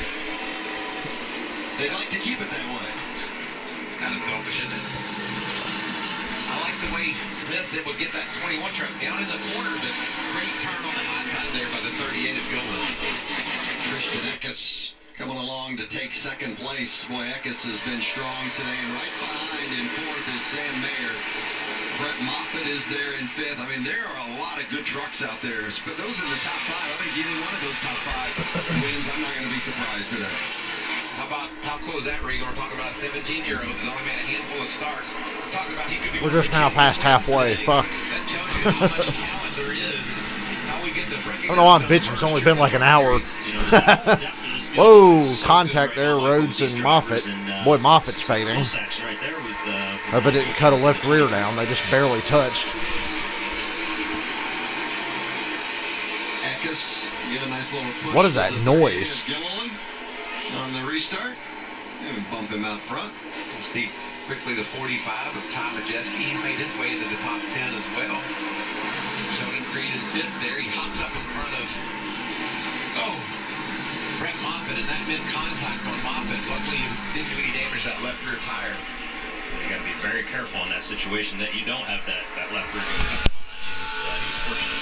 Matt Crafton just outside the top 10 in 13th. That's Austin Hill to the left, and just ahead of him is Stuart Friesen. Friesen working back-to-back top 10s. Are they starting to make some progress with that project, Mike? No.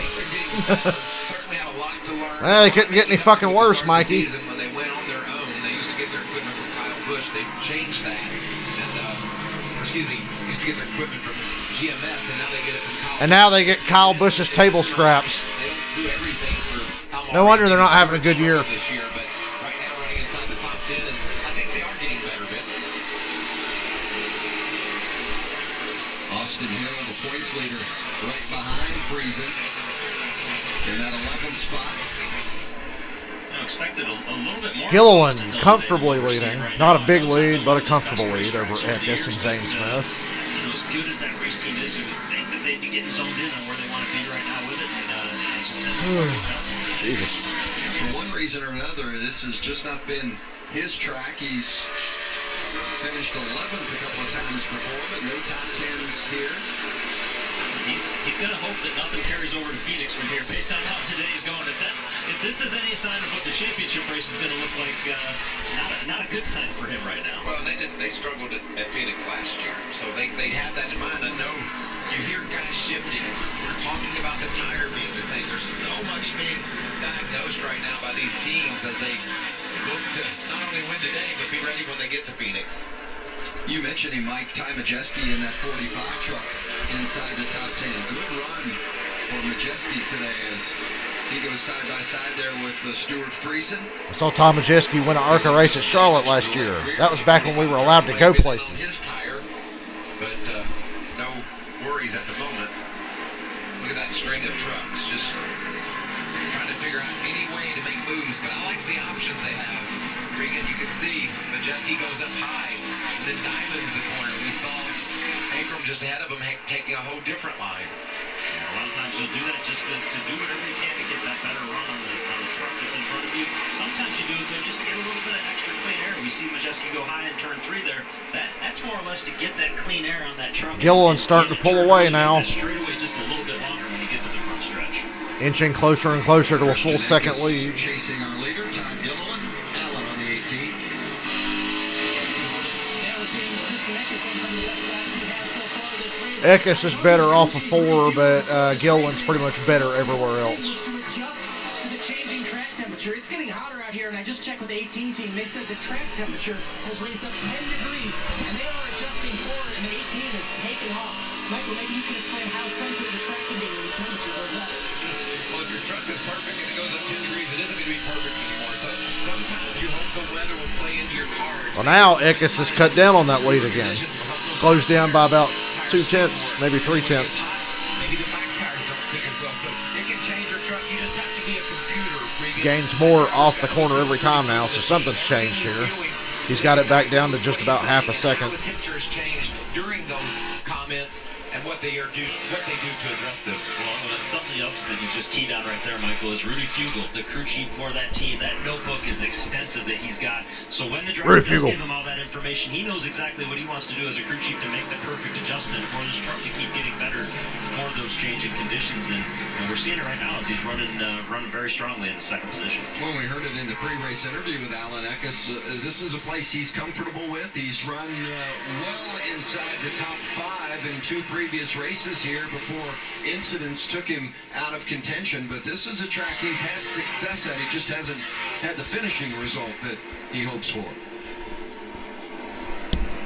Those previous 2 races also, he's led laps. That's something he hasn't done yet today. Yep, but, it's down to under 4 tenths now. It's gonna happen pretty shortly here at the rate that he's going.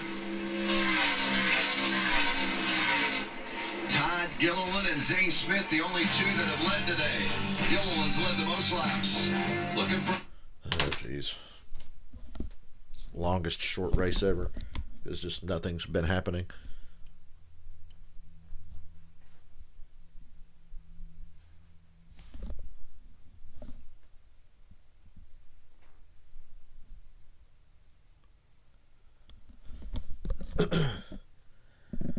Which drivers do you think have been affected the most by having no qualifying or practice sessions this season? Kyle Busch and Matt Kenseth. Poor Matt Kenseth having to drive that shitty aero package.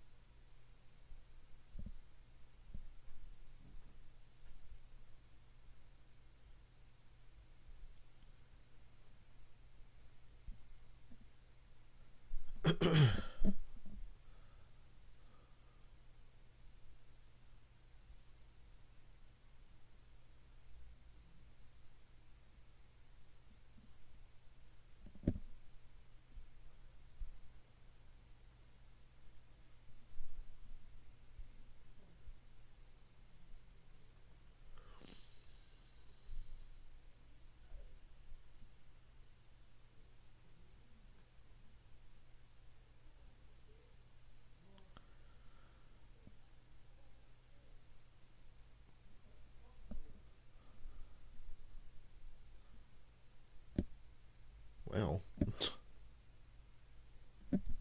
oh wait, my phone froze. Oh wait, no, it's not.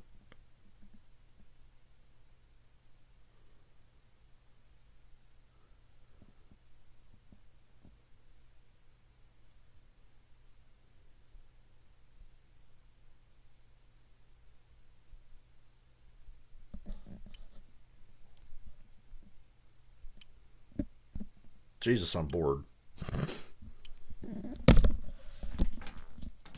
Really just the commercials. Now suddenly I want to go back to bed. I feel like I could. Oh, Tide Pods. That looks delicious. Oh man, a whole jug of Tide Pod stuff. Yeah, that's good. Give me some of that. I'm hungry.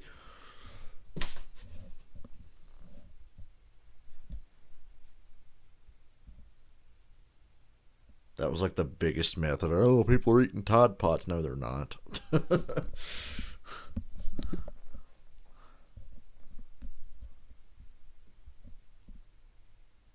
It's like that thing on, oh, you gotta watch out on Halloween. People give your kids edibles. Better watch out. Ain't nobody giving their fucking weed candy to your fucking kids. Or else how hard it is to get weed candy. How much it costs. You think people are going to give that shit away? Gander Trucks at Worldwide Technology Raceway at Gateway. Racing here for the 20th time. That is a mouthful. Worldwide Technology Raceway at Gateway. Here at this and they're not even in St. Louis. Curtis Francois, the owner, and GM Chris Blair worked so hard to put protocol in place to allow fans to be able to come and attend. And depending on how many 7/10 of a second for Gilliland over Eckes. Their seats, and it's worked out great. Got a great day for it. Todd Gilliland continues to lead with 11 to go here in stage 2. I mentioned this is the 20th Truck Series event here at this facility. Rick Corelli, current Cup spotter, won the very first race here back in '98. The High Plains drifter, a very good race car driver, and equally as good as a spotter. He spotted for me for quite some time, and had a lot of fun with Rick on the roof, listening to him, and the knowledge that I gained from him. So wait, the spotters are it was something that helped me out right a lot. there next to the fans, and I literally don't see a single fucking mask. Well, I see one mask.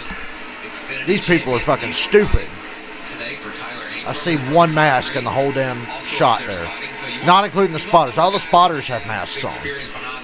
But the dumbass is sitting in the stands. I see one. Some of the best spotters in the business never turned a lap. They just refine their craft by watching, listening, and studying. That's quite an art, the spotting is. Got some spotters up there also that have got a win this weekend already. Robbie Fast spots for Scott Dixon. He's spotting right now today, and won last night with Scott Dixon, so pretty cool for him. Less than 10 to go in stage 2. Alan? And Todd Gilliland winning would affect the bubble, which would affect that 26 truck you see on your screen, driven by Tyler. Oh, it's looking more and more like Gilliland's going to be tough to beat today. Bad news for Ankrum. Says they're just running a little too tight, and being a little too tight, especially off turn 2, it hurts Tyler Ankrum down the straightaway, so they have some adjustments to make in the second entrance stop. Crew Chief Chad Walter used to work with him over at DEI. He's a very knowledgeable racer. Doing a great job with that young guy, Tyler Ankrum. Very intense, too. Chad is one of the more intense individuals I've ever worked with. And Moffitt under mayor for 5th. Moffitt just trying to hang on to a top 5 spot. Can't get it there. Hey, Creed's 4th? I didn't even notice Creed was 4th. Well, Ankrum really made that playoff As jump. I'm zoning out here. Road course at Daytona when he gained 34 points. With that 6th place finish, got him in a playoff position. And he's trying to hold on to it here with just 3 races to go in the regular season. As you look at Sheldon Creed running 4th and bringing Sam Mayer and Brett Moffitt along with him. That's a GMS train.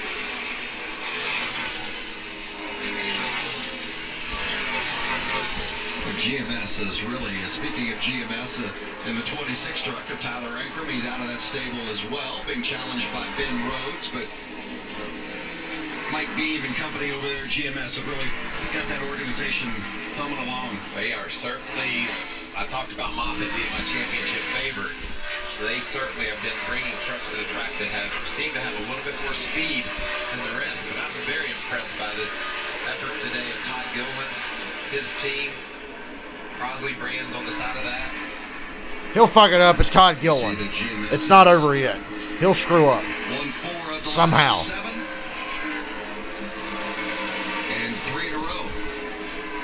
Zane Smith has won 2 of those 3, and Sheldon Creed winning the other. Nothing gets about me, does it, Vince? I said they've been bringing fast trucks to the track, and the Fox just backed that straight up. Statistician Russell gives me a wink when he feeds me a line or 2. There's Majeski and Rafael Lessard. Lessard in that 4 truck. He's been running a little bit better as he makes the adjustment in his rookie year, starting to get more comfortable with these racetracks that we're going to. I guarantee you, getting in a spot like this where you want to just dive into that corner and steal that spot, it's really tempting for these young racers, but those trucks slip and slide so much on entry, that's risky. The 45, Majeski, this was the team that won the race a year ago. Ross Chastain behind the wheel with Phil Gould, the crew chief for Chastain. Oh yeah, Ross Chastain won this last year. His 45 effort again today. I like what you said about Lessard. I thought Friesen did. Was that the year before? I can't remember. Recently, and you really like seeing a young guy get his legs. Good God, Lessard If he does that, though. That's a move. You slid up in front of Majeski off a 4. Might get run into here. Yeah, Majeski's got damage from that on the front end. Lift off the gas pedal, then you get hit from behind. Very fortunate that he didn't get wrecked right there. You got that right. You know, when somebody Hey, he probably should have got wrecked for that. It kind of makes you a little like I played it on the spotter. It does the same thing in the racetrack too. You get furious. But multiply it by about 100 when it happens on the racetrack, because that was just, if you ask Ty Majeski, that was just rude of Rafael Lessard. He just slid up there, took his line away and then let off the gas because he about crashed. But it doesn't matter what it looks like to Tom Majeski. That was not a cool move by Lessard in his eyes. Some restraint from Majeski there because he could have wrecked him, couldn't he? I'd have probably run him over. You got to make sure you pick your battles. Come on, Majeski's an iRacer. They're used to wrecking each other, aren't they? Lessard, no, he wasn't happy about Because that's all I see on iRacing. You know, the unfortunate part is going to be that he got some pretty significant damage to the front of that race truck right there on Ty Majeski. Just that amount of contact. That's going to affect the rest of the day for him. I would expect this. I'm already just trying to decide what game I'm going to play after this race is over. Red Dead Redemption 2 or some Pokemon shit. I don't know.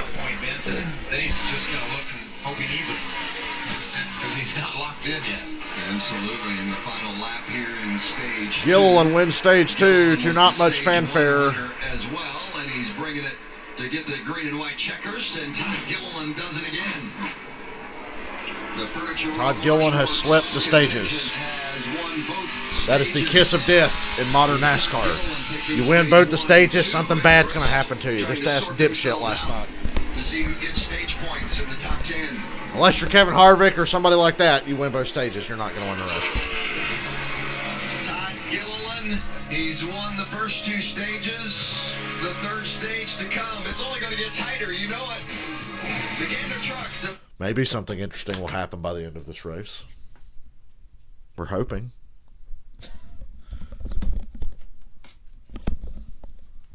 Could have stayed in bed. Especially if Gilliland's going to win. Yuck.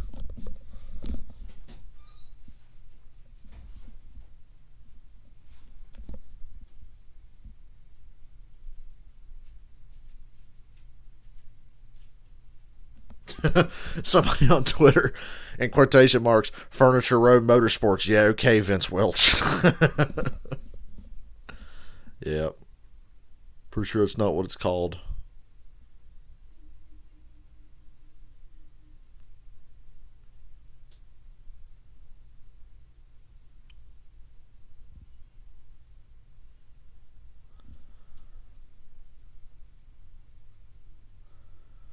So somebody posted on Twitter, blows my mind that WWE hasn't given Cesaro a world title. Well, of course they haven't. They're fucking stupid.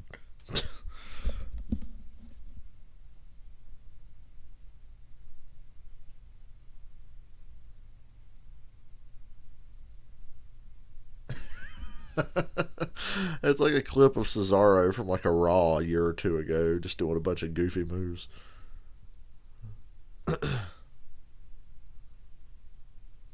I always liked Cesaro back when I used to watch WWE.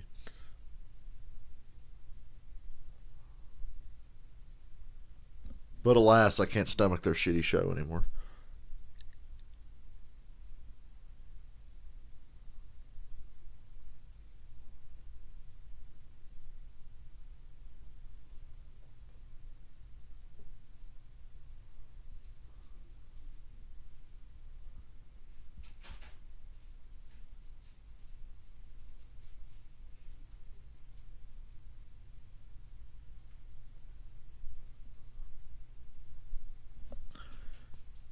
Apparently last night during the Cup race, Dale Jr. called the third groove the turd groove. What does it take to run the turd groove? Inside, middle, turd. Oh, man. Junior's like me. He struggles with the English language. Actually, my brain just moves faster than my fucking mouth can.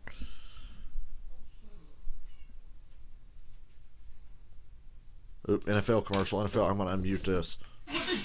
They'll predict, they'll analyze, and they'll... Yeah.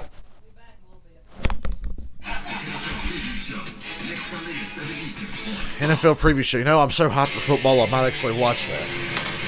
And I hate talking head preview shows.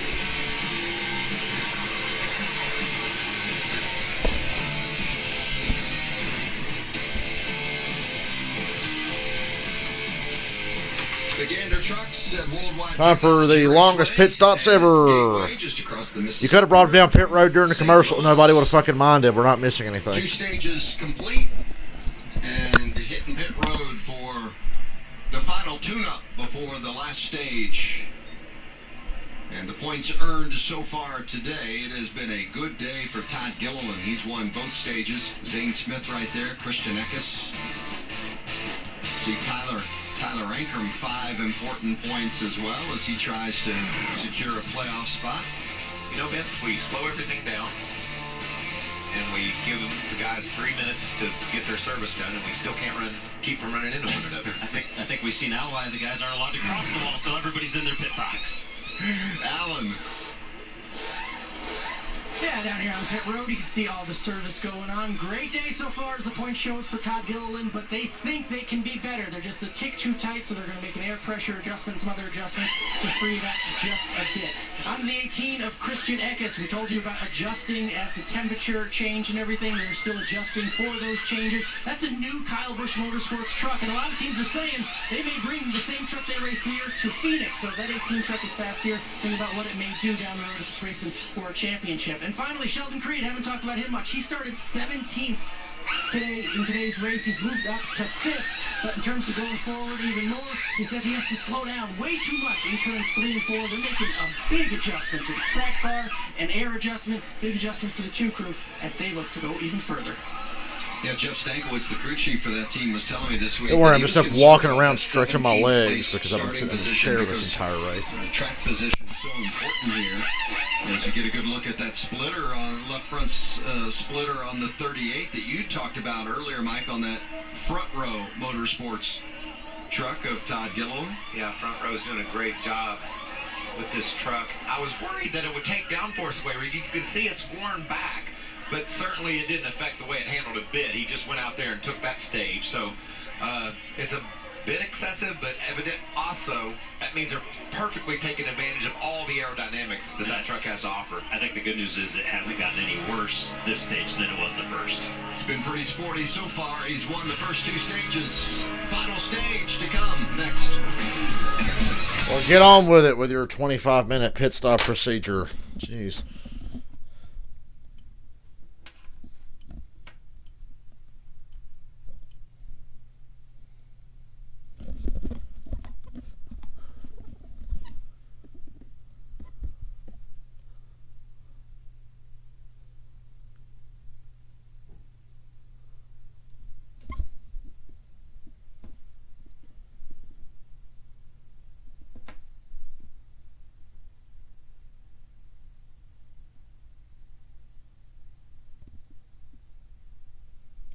Jesus Christ, I'm fucking bored. This race ain't over yet. Oh, here's a fun fact for you. In the Cup Series, here are the list of drivers with top 10s in both Daytona races in 2020. Denny Hamlin, Ryan Blaney, Chris Buescher, and Brendan Gaughan.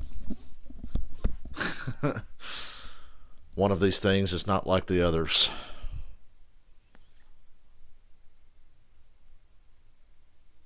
Brennan Gaughan.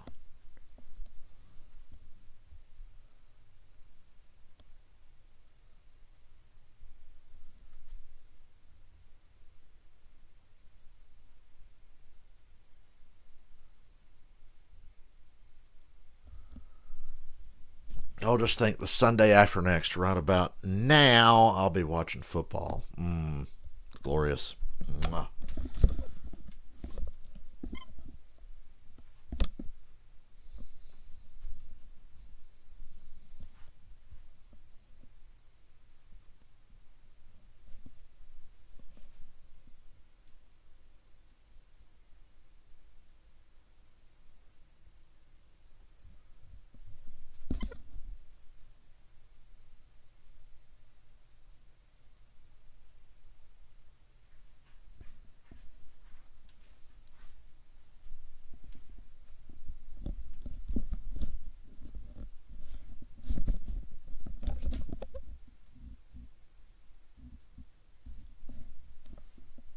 Don't show food commercials. Don't look at the food commercials, Dale. It's 1:30. We've made it this far in the day.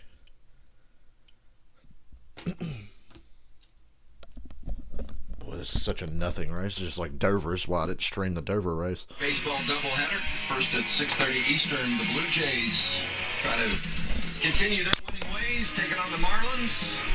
And at 9:30, the A's battle the Mariners. Catch all the action Tuesday on FS1 and the Fox Sports app. Gotta love a little Tuesday evening doubleheader. Double dipper. Sports is, it's so nice to have sports back in its different varieties. We did the NFL promo a little while ago. Looking forward to NFL action returning on Fox. And now it's also time for the Cup playoffs as we bear it toward Phoenix to finish this crazy season up. Yeah, it's all heating up, and it's heating up right here too, Alan.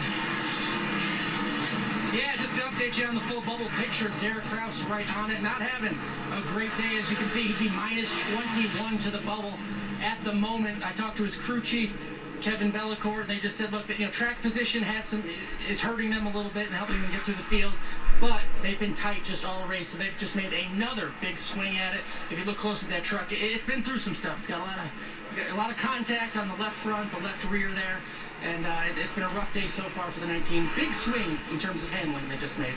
Well, and Alan mentioned crew chief Justin Bellicourt, or excuse me, Kevin Bellicourt, and Kevin won with Justin Haley here in the Gander Trucks back in 2018. A good run for those guys back then, and I think it's funny, we look at this truck and it looks like he's been running at Martinsville, but yet a good portion of this broadcast we've been talking about the aero importance at Worldwide Technology Raceway, so certainly Derek Krause getting a little beating and banging along with that. Coming to the choose zone. These guys will pick what they think is the preferred line. You can see Mayer went up top when he could have went to the Quaker bottom. State KFC Choose Cone. From there on out. Have they not sponsored it yet? Guys, get to that point. Nobody's paid for it yet. Decision. Did Friesen run over? Yes, he did. Pretty sure he Stuart Friesen hit the box at the Choose Cone. The further back in the field you go, the more difficult it becomes also to make your choice and make your decision, and that's Well, how the first difficult sport. can it be? It's top or bottom. I mean, you Yeah, don't but have any choices. You're trying to count the trucks in front of you. Your Vince spotters Wilts is on probably the a team, bottom. who's gone to which trucks you're not. You usually have a number, and it just creeps up on you. You can't see very far in front of you. Gilliland, Eckes, Creed. Well, they cut away. I was going to tell you the lineup, but they wanted to cut away. Under the arch. Those crew chiefs that we've talked about, Bellicourt winning with Justin Haley in 2018. Fucking Christ, we know, and we really don't give a shit. We mentioned earlier one with Cole Custer in 2015. Mike Hillman Jr., Bodine. What about Trip Bruce? Yep. Let's throw it all the way back to 07 with JB.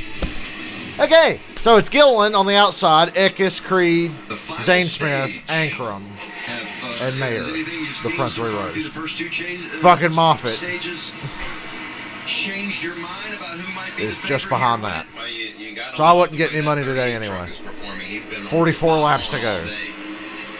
Can this race end?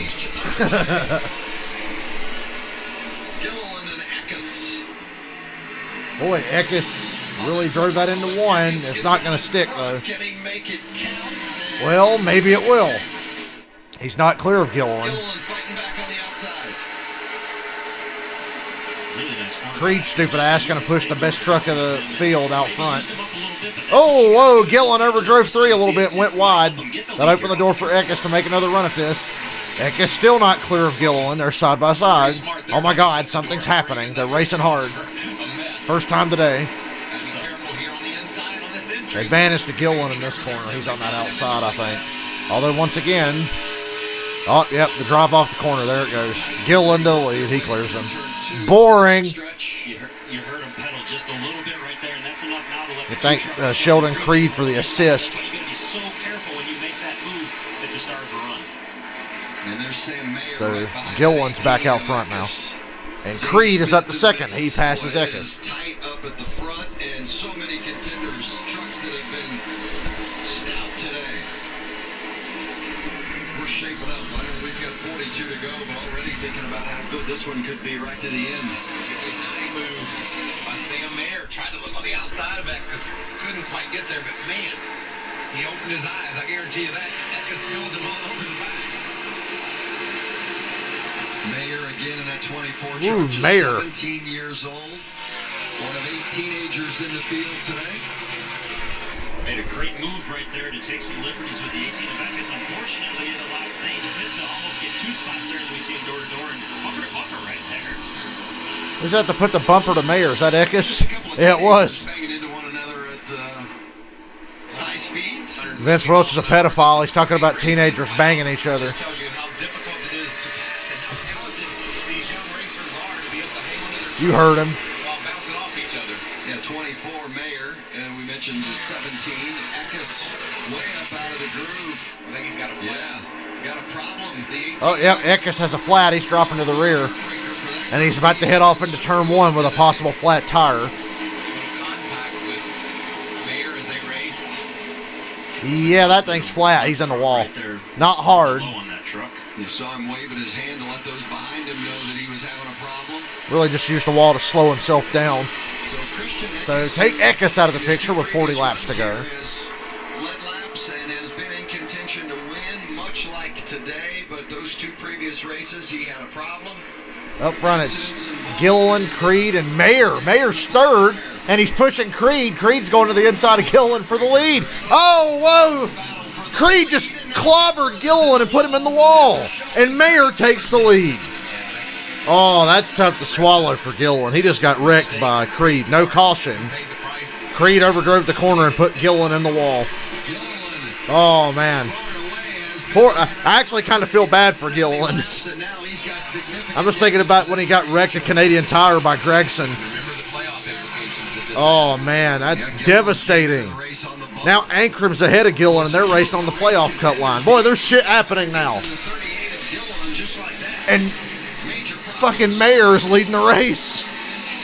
Sam Mayer's leading. These guys knew that they had to go right now and get past Gilliland if they were going to have the opportunity. Eckes still on pit road. Gilliland's still dropping like a rock. He's probably got a pit. He's got a flat. He has to have a flat. I think the arrow actually bit him as those 2 trucks got extremely. Creed, I mean, he got some damage from that, but he's still in second. Poor Gilliland's nowhere near there. How hard it is to do that, and that's just a And great Mayer example. stole the lead. Wow, this is actually exciting now. Wipes the dominant truck out. Watch this late time. Really deep. Here's the replay of Creed diving into one and just, wow. The aerodynamics I thought Creed was better than that. control, or not a lot of control over that truck. I was actually starting to like Sheldon Creed, but that was dumb. It pops up and down just a little bit. Well, I told you something would happen to Gilliland. He's definitely not going to win now. He is out of contention. There's going to be a fight after this race. They're gonna have to come down here and pit. They were hoping. There's going to be a fight here. 36 laps to go. You're definitely going to want to watch this post-race. There's going to be a lot of violations of NASCAR's social distancing policy, I'm sure. Well, and remember, we've talked about these new pit strategy, or the new pit. Unless Creed wins, we can go fight him in victory lane, although he's not going to catch Mayer with that damage. If you've had a flat tire or you have a tire issue because of And Gilliland's coming to pit road now. With, Creed and Gilliland, so Gilliland That coming sucks. to good service, but Man, his that chances sucks. That's of tough. winning today gone. Yes. Well, the other unfortunate part to this is you don't have your typical pit crews who can get this done in 15, 16 seconds. You may lose an extra lap because of it, and on the other side of the screen here we see Christian Eckes going behind the wall. His day is definitely over now. So with the problems to Eckes and Gilliland, Eckes is going to the garage. Set the stage as you see David I just came back in here and Gilliland, saw that. looking on. Oh, boy. They've done such a They going to be a fight today. That's fighting right there. position for that. That's worth fighting over. Lane, and today looked to be a If Creed did that shit to me, he wouldn't make it out of there. now. That's all You have to call a fucking ambulance. On the right side of the screen, it's a battle for Got a battle for third, between Zane Smith and Brett Moffitt. How about GMS? We've seen GMS is Do you think anybody would have bet money on Sam Mayer today? last 3 and 4 of the last 7. Right now they are 1 through 4 on the board with Mayer, Creed, Smith, and Moffitt. Caution's out. Caution's out.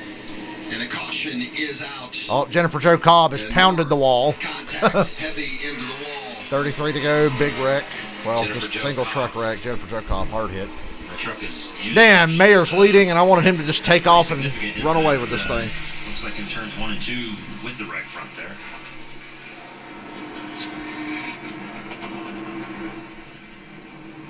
So Jin Joe. See if we can see it. Yeah, boy, I think maybe Could have been a the tire go down there. flat right front, maybe. Almost got a believe that's definitely what it was. As straight as that truck run right there, that's usually the sign of the right front. Definitely not doing what you want it to do. And you see their 201 career truck series starts. Mentioned that last week as she made her 200th. Yeah, she's a great competitor, and this is a small. She is not a competitor, Michael. Shut up. Really hurts. Just because she's on Michael's level, he's going to call her a competitor. She's not here to compete. She's here to cash a paycheck. Right? We talk about the points implications, and we'll have to keep an eye on that as we get closer to the Eckes out of the race. Gilliland's going to be a couple of laps down. Whether they're going to pit or not. I think everybody's probably going to pit here. What are the pit rules different in the final stage? I don't understand. Stay out. Okay, yeah, they have to stay out. Tires. Okay, well, that makes things simple. So Mayer's the leader. Whatever you do, be careful when Creed drives in on you into one. You might want to pick the inside line and take that away from him. That's his big move, the body slam. Refire, restart. Stupid pit rules. You can't even pit here.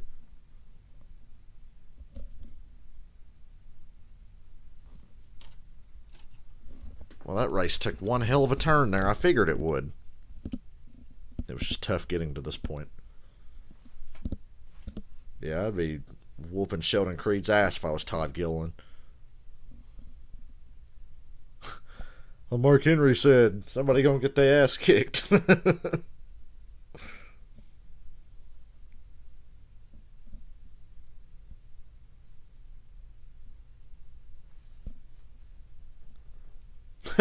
Here's a poll on Twitter for you. Do you like the new pit stop rules? 75% say no. I do not either. But it's a cost-cutting measure. I get it.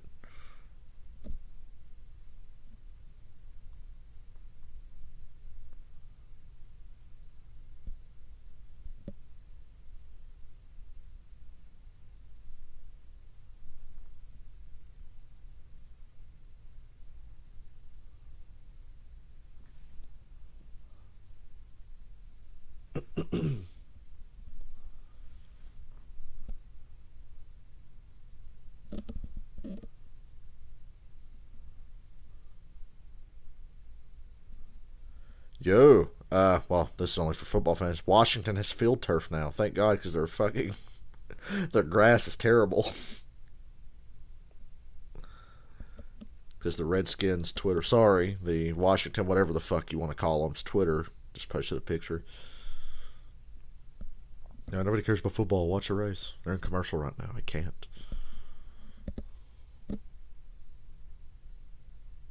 Well, I gotta tell you, these fan-made paint schemes that I see on Twitter are always 10 times better than the actual one. Somebody's made an incredible William Byron alternate paint scheme that it's not real, but it's fucking awesome. It would look great. You gotta hire some of these people. Race teams. Because, let's be honest, most paint schemes in Cup now are kind of lame. There's very few where I'm like, ooh, I like that. Them William Byron paint schemes are fucking ugly. He doesn't have a single good one. The Flames one's okay, but, I mean, good grief, how many times have we seen Flames on the 24 car? Ooh. I still want to call him Jeff Gordon when I see that car. I'm like, oh, it's Byron.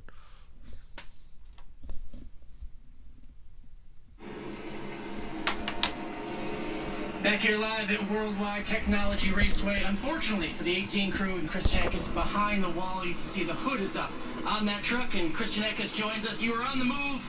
You were going for the lead up to second. What happened? Yeah, well, I got ran through. I mean, it all started when I had a vibration. A lot of beating and banging. That's the truck series for you. I refired there, and the car was kind of... Oh, damn, Mayer's the one who ran through Eckes. But that wasn't the real reason on the trunk, but I'm sure it didn't help matters. And we ended up breaking a drive shaft. Like I said, I had real bad vibration at the end of stage 2, but as a whole, obviously we wish we'd finish a damn race here, but both for me and Rudy, but well, I guess move on to Darlington and Richmond, and we've got a good enough cushion. Darlington and Richmond, that's pretty good for trucks. Yeah, I'll probably string that Sunday. Tough run for Christian Eckes at Gateway, guys. That's one of the nicest insults I've ever heard.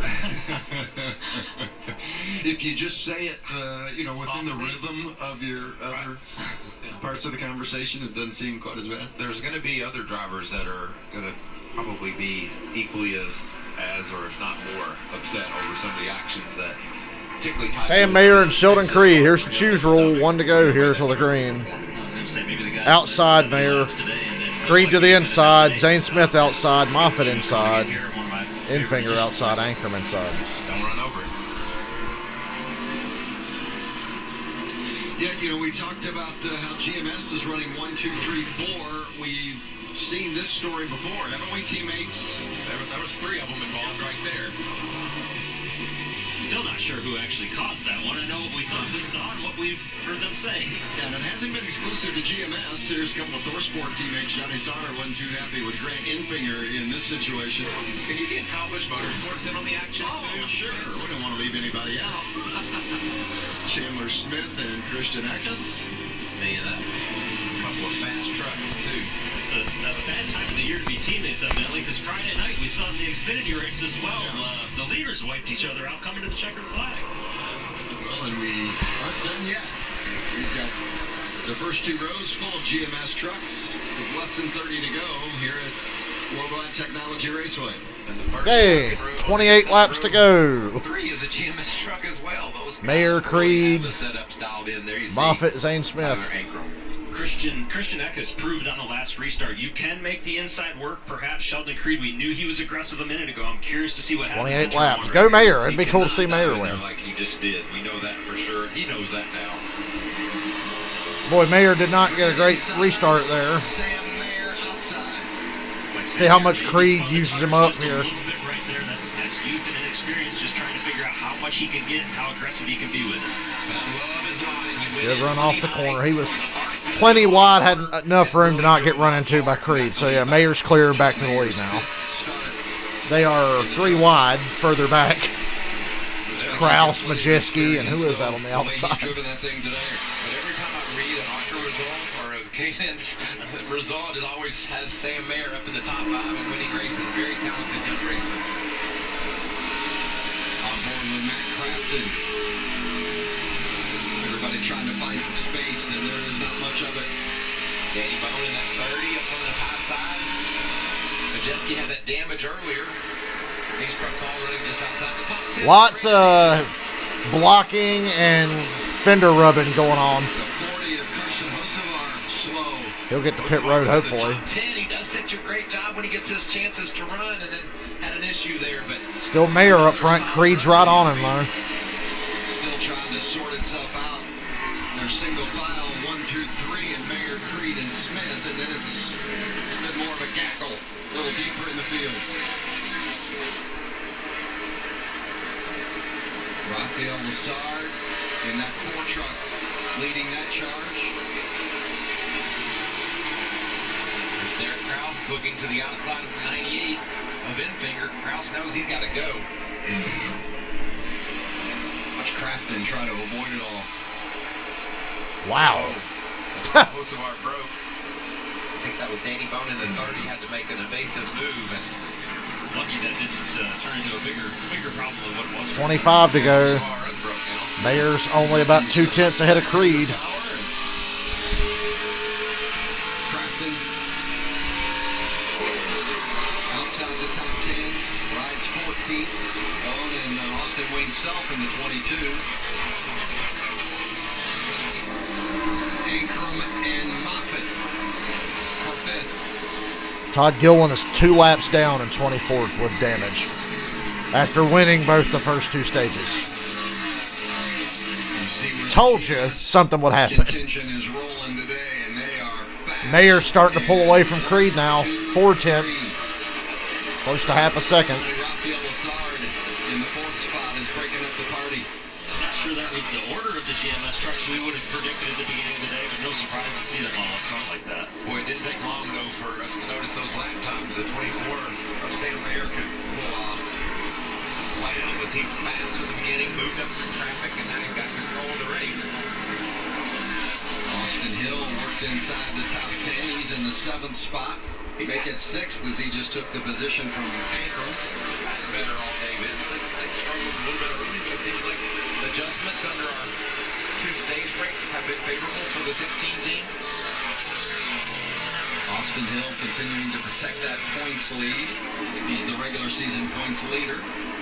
That's got to give that 16 team some confidence as we keep talking about Phoenix and we talk about this track compared to Phoenix. The fact that they're at their best at the end of the race, they're gonna use that as they get closer to that championship race if they can make it that far. Well, and the 15 bonus points for being the regular season points leader will help them get that far.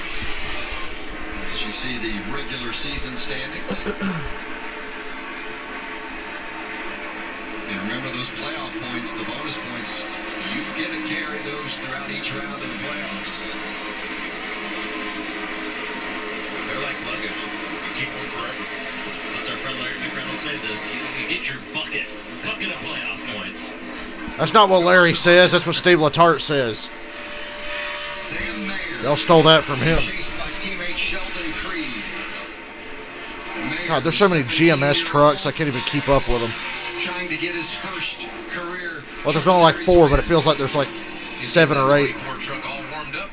Ooh, it's the Gander RV20 to go. Mayer's got a nice lead now.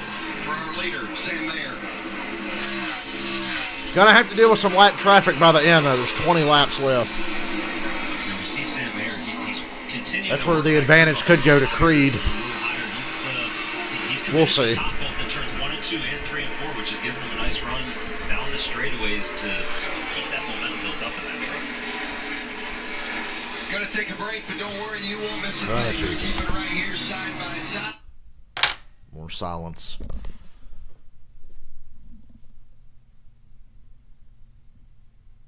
Hey, it's 2 o'clock. Still early in the day. God, I got up early and I'm not sleepy.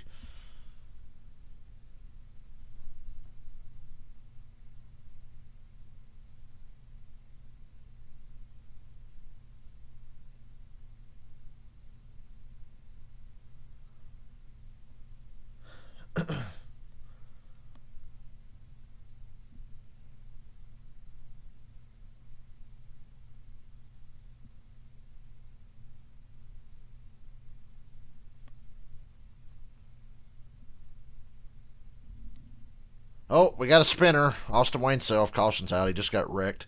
Well deserved. Known racist and wife beater and pillhead, Austin Wayne Self has crashed. He's Christian though, so it's okay. I'm going to shit on that dude every chance I get because he's a piece of shit. So good. Austin Wayne Self was wrecked. Well deserved. Fuck him. Go park that shit and go back to wherever the hell you're from, you douchebag. Caution's out with 17 laps to go. Looks like it just got wrecked by the 40. That's what it looked like when they'd cut back to it.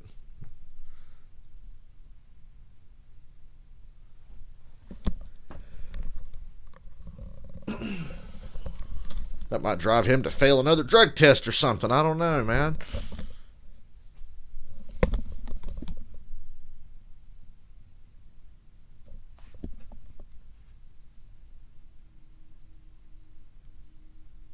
I literally don't know what the 22's doing. Oh, he's waiting for the 40. He was waiting for the 40 to come by. That's what he's doing. He's chasing him down pit road now because the 40's pitting and the 22's following him. And the 40 went back out on track. Yeah, Austin Wayne Self was looking to hunt down the 40. So they told the 40 to just get back out on the track. So now there's a nice wall between the 40 and the 22. See, I told you, there's going to be some fights after this race, but Austin Wayne Self, hopefully he'll get his ass whooped, because well-deserved. I'm glad he got wrecked. Good. Good. Ha-ha. Witness the fallout from the Universal Championship Triple Threat match. Plus the stunning partnership between Roman Reigns and Paul Heyman. Ooh. Explained on all-new Friday Night SmackDown. 8 o'clock Eastern, 7 o'clock Central on Fox. Osavar, that's who's in the 40. Couldn't remember his name. We had our own little SmackDown Now they're showing the WWT. fucking John West Townley and Spencer Gallagher deal. Really good. And then it gets kind of bad. Spencer Gallagher and John West Townley. This would be the part, I think, where you're referencing it gets kind of bad. Michael, right about here? I don't know if y'all recall or not, but here we go. Take that.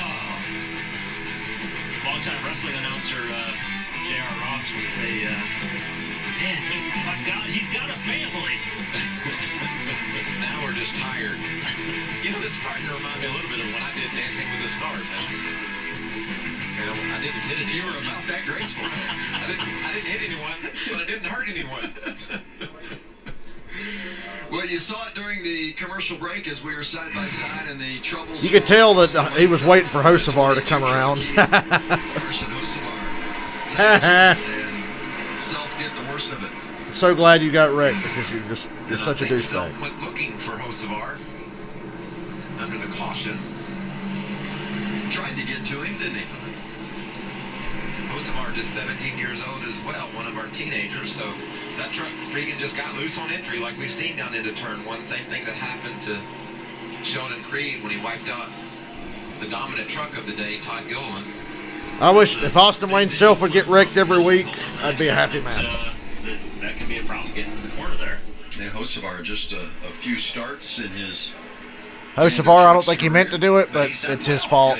But I'm glad he did. So thank you, Hocevar, for doing the world a favor and wrecking Austin Wayne Self. With 15 to go, and maybe how this thing's going to shake out down the stretch, Alan. Yeah, significant circumstance change for Derek Kraus in the 19 there. Once it looks like Todd Gilliland is no longer going to be eligible to win this race, that means a lot for Derek Kraus's position on the bubble. They're still having a pretty bad day, though, in terms of just being tight. A little salvageable. He came across the radio and said, I'm just doing what I can. His crew chief came back over the radio and says, look, I just didn't give you a great truck today. You're doing a great job. Bring it home. And they'll have a better points position than they had just a few laps ago. As for the leader, young Sam Mayer, hearing a lot of encouragement over the radio each corner every time they made a lap. But during that caution, once the yellow flag came out, he came over the radio and said, look, I want to hear less on the radio. I don't need lap times. The only thing I want to do is look forward, and if I'm pulling away, tell me. Rather mature of the young man, isn't it? Isn't it, Regan? You know, sometimes you feel like you're out there on an island, you need someone talking to you, and other times you just want to focus, and that's what the driver of the 24 requested. Just Got to restart with 13 to go. Mayer, Creed, is that Moffitt, Zane Smith, the front two rows. Give me more than I want. If I want to back it up, if I don't By the way, wouldn't win any money off Moffitt today. I got word from Michael that for whatever reason, DraftKings did not take bets on the truck race today. So I wouldn't have got anything anyway. So I have nobody to root for. Is equally as good. It's going to come down to who can get the position right here. And the thing is, Vince, they're going to push that entry even harder now. Even harder down into the corner, making the chances of the inside truck getting loose even greater in contact. Watch for that. Meanwhile, Brett Moffitt's hoping that they have that problem to run each other up the racetrack, because then he can just set sail from that third position. Rafael Lessard up there on that outside, third one back. 5 of the last 6 races here. The final lead change has come in the last 10 laps, so don't be surprised to see maybe the lead swap a time or two here in these final laps. There will be 13 to go. 13 laps. God, Mayer's not getting good starts at all. Creed's got the lead already with a big shove for Moffitt. Now Moffitt goes to the outside of Creed. Boy, Mayer just fucking choked so hard. Yeah, he blew that. He had this race won, and he just gave it away. He's not even in the top 5 now. He's fourth. He's fourth. He blew it.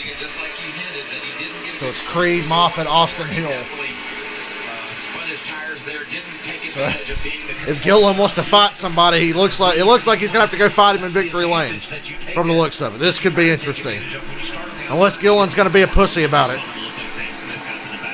But if you were a man, you'd go punch this dude in the fucking mouth. 12 to go, and Moffitt's all over Creed. He's got to be careful not to overdrive the truck. He's still got a fast truck. I feel like we're going to see some side-by-side battle, and this is where he needs his crew chief talking to him. Mayer's just got to hope these 3 guys wreck each other. We're still good. That's his only shot now. What about, we talked about Austin Hill getting better and better. He's all the way up to third. He just He just keeps gaining ground. And don't forget, this is the final race of our Triple Truck Challenge. Sheldon Creed has already won. Triple Truck C. If he would win again, Creed all over. Oh, wait, Moffitt all over Creed. Excuse me, I had that backwards. He is there. God damn it, I could have won some money today. Fuck you, DraftKings. When he respected Sheldon Creed down at Daytona on the road course, he didn't give him a push, didn't give him a shove. These are teammates. I wonder if Brett Moffitt's thinking, come on, buddy, cut me a Oh, break Moffitt, here. use that bumper. Mayer. Moffitt trying to come through in the clutch and So strong today, rides in fourth. not win me any money because DraftKings wouldn't let us play today. Stuart Friesen up there working on his third straight top 10 in the 6th spot. Regan, does it make it 10 laps to go. That truck was out front, and he was driving away. Now he's back to fourth, and he can't hardly keep up to the top three. You think the balance changes that much with the aerodynamics that he's lost on his nose? Well, I think there's definitely a balance shift, but we've seen that truck be good in traffic earlier today. He was one of the best trucks in traffic. I felt like he could really get to the back bumper of other vehicles pretty easily and not be affected by that air. You know, I think some of it right now is just the simple fact that he's frustrated. This is a 17-year-old guy that's out there. God, Mayer blew that restart so bad. And now he's probably overdriving, trying just a little bit too hard. And perhaps Look at Stuart Friesen going for a top 5. He's passing Zane Smith for 5th. Make the move on Zane Trying to. 5th. Lassard right there keeping tabs on them as well. Still close up front with Creed and Moffitt. Side by side, and Friesen trying Really to grab close the with spot. Smith and Friesen right now for Smith not 5th. gonna give it up easily. Oh, the 22's back on track. Inside, remember, he was upset. Trying to wreck the 40 again. Wow. What a dipshit. 22 can't get to him, and They should park him. They won't take kindly to that. not at all. They won't take I'm sure they'll park him for that. Yeah, Austin Wayne Self came back out on the track under green and started swerving in front of cars trying to wreck Really, in all today, what's his face in the 40. had handling-wise early. God, he's such a dipshit. Find himself inside the top 10, trying to salvage something here in this one with less than 10 to go. it's really been a That's reckless and pretty fucking stupid, so he should get parked for that. Somebody is, you know, at the talent level of Austin Wayne Self, who has very minimal talent, shouldn't even be on the track anyway. But that's another story. Standards are definitely slipped if guys like Austin Wayne Self can race regularly. Outside the top 10. Shout out to Stuart Friesen. He's done a nice job today. That team just needing some breath of fresh air to get into the playoffs. Need to win a race, but hasn't been a year like we expected for Stuart Friesen. But nice run today. Well, and again, Mike, as we talked a little earlier about the fact that it seems like they're at least pointed in. I don't think Moffitt has anything for Creed. Boy, this is going to be awkward when the Gillwans are really pissed off after this race. At least running in the top 10 now, as you see Zane Smith and Rafael Lassard. If Friesen's in the top 5 and Lassard and Smith are fighting for 6th, Creed's got 4 tenths on Moffitt. Austin Hill's starting to put pressure on Moffitt for 2nd with 5 laps to go. Todd Gilliland had that dominant truck today. Led 70 laps. Looked like maybe he was going to be the guy to beat without too much of a stretch. But Sheldon Creed dove down inside of him to try to contest the lead and ended up getting into Gilliland and putting him into the wall. 4 to go. Creed's got over half a second now. For the win, but meanwhile, Sheldon Creed Oh, man. has capitalized on Basically wrecked Gilliland to win the race. to go. He is out front. Brett Moffitt chasing, and Austin Hill is in third. Brett Moffitt's truck is just not quite as good as Moffitt is too tight. He has nothing off the corner. He's too tight. He's just going to have to try to hold on to 2nd, but I don't know if he can. Hill's to his inside now. See Austin Hill dive to the inside to make the move. And that's so frustrating, Regan, as you well know. Just seeing that 3 laps to go. for the taking, but you just can't get your truck to agree with how you want to attack the corners, and he just creeps ever so slightly away. Especially with 2 out of the last 3 weeks since your teammate, the same teammate in front of him. Well, Moffitt has been so strong of late. 2 weeks ago at Daytona on the Can't road wait to course, watch he his ran post-race. second. He ran third. Today he's in the 2nd spot again. Let me look up Hocevar on Racing Reference. I need to learn more about this guy. Making a habit of being up front. He's destined to win. There's no doubt about it. Carson Hocevar. 2 laps left for Sheldon Creed. I don't know shit about this guy. Challenging last month for Creed. You know, back in Kansas, they had the accident. 2 to go. Challenging for the lead. Creed leading, and Moffitt and Austin Hill are side by side for second. Looks like Austin Hill's going to take second here. Creed's, well, not Creed. Moffitt really trying to side draft him. Good run through the corner for Moffitt. God, Moffitt might be able to hold on to second here with these runs he gets off the corner. White flag, 1 lap. 1 to go.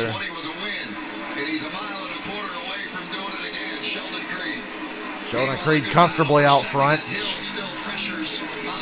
So I wouldn't have got my money today, so I'm not mad now.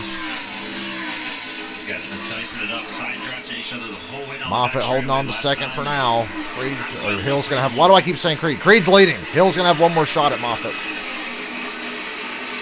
Hill is going to pressure Moffitt to the finish, but no one will pressure Sheldon Creed.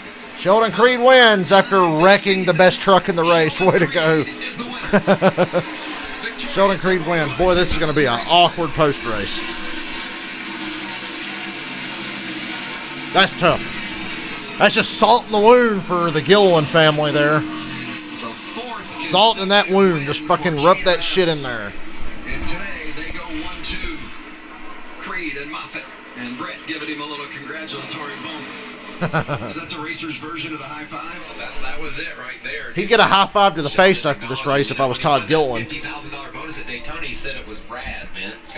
What do you think he's going to think about the $150,000 bonus that he's going to get? Be careful, he might get Days of Thunder over here. I guess. Yeah, with that triple truck challenge, you win once, you get 50 grand. You win twice. It's a total of Days of Thunder. $150, and if you would Drive out there and knock the shit out of him. $500,000 payday. So for Sheldon Creed, 150 grand. Thank you very much. Not bad. Well, that was worth watching. Yeah, that's right. I wish that would have gone across the board for the team. They could have come up in it. As you see, they won all 3 of the triple truck races. Nice burnout there. You know, he also... There's that big donut on the side of the car for where he clobbered Gilliland. 50 grand or not. But it would, if he did, then it would be rad. He's got to check closer on this. I probably wouldn't even do a burnout if I just fucked somebody over like that. Unless I meant to. Then I would be doing burnouts. But woohoo! The 2 had a big donut right in the middle, and that was from the 38 of Todd Gilliland. It'll be interesting the conversation Gilliland might want to have with Sheldon Creed when it's all said and done today. Yeah, I'd be having that conversation right about now. Come over here, pull that helmet off, and beat his ass. So hard to bring a fast truck to the track and then just have it take. He just messed up, made a mistake, and ran over Todd Gilliland.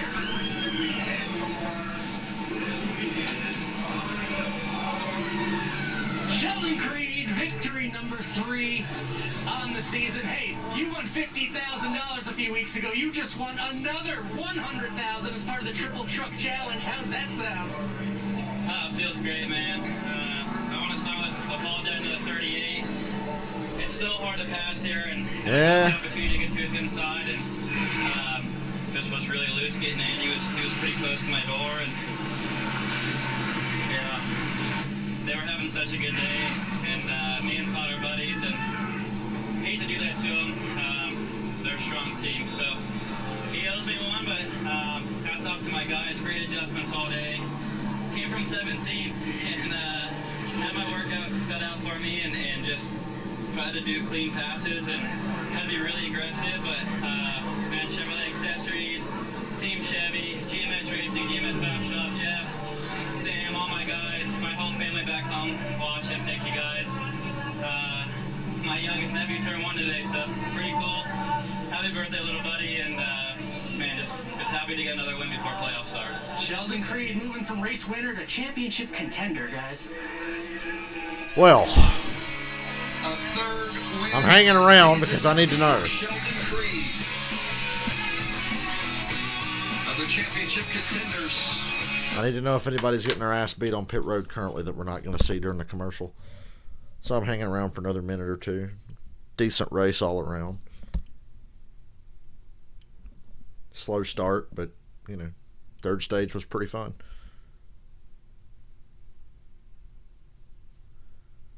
Oh, boy. I guess he's lucky that he said him and Gilliland are friends. He's lucky. Like he said, he probably deserves what's coming. If Gillen has any balls, which I don't think he does. That's Gillen's problem. He's too much of a wimp. He's a girly man. Is that what Arnold Schwarzenegger would call him? He's a girly man.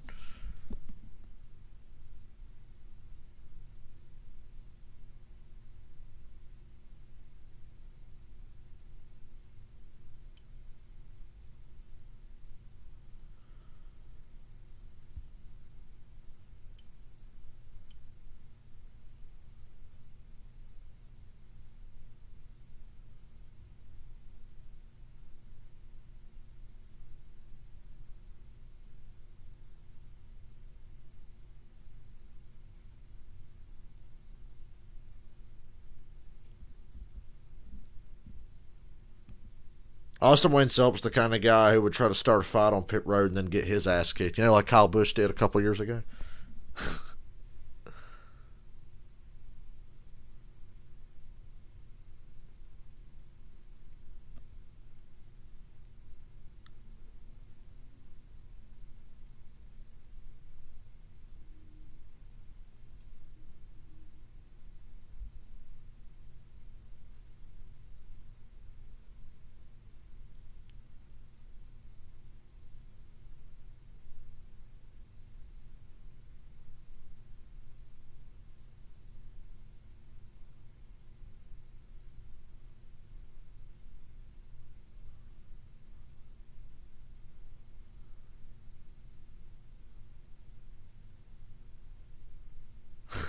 Wow, Tony Hawk's a badass. He just did.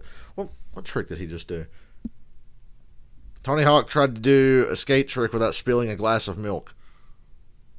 What's he about to do? Hold on, this is going to be amazing. Did a fucking McTwist and didn't spill the milk. Oh, Tony Hawk, you're the best. Two-cut day for GMS Racing. Sheldon Creed, the winner.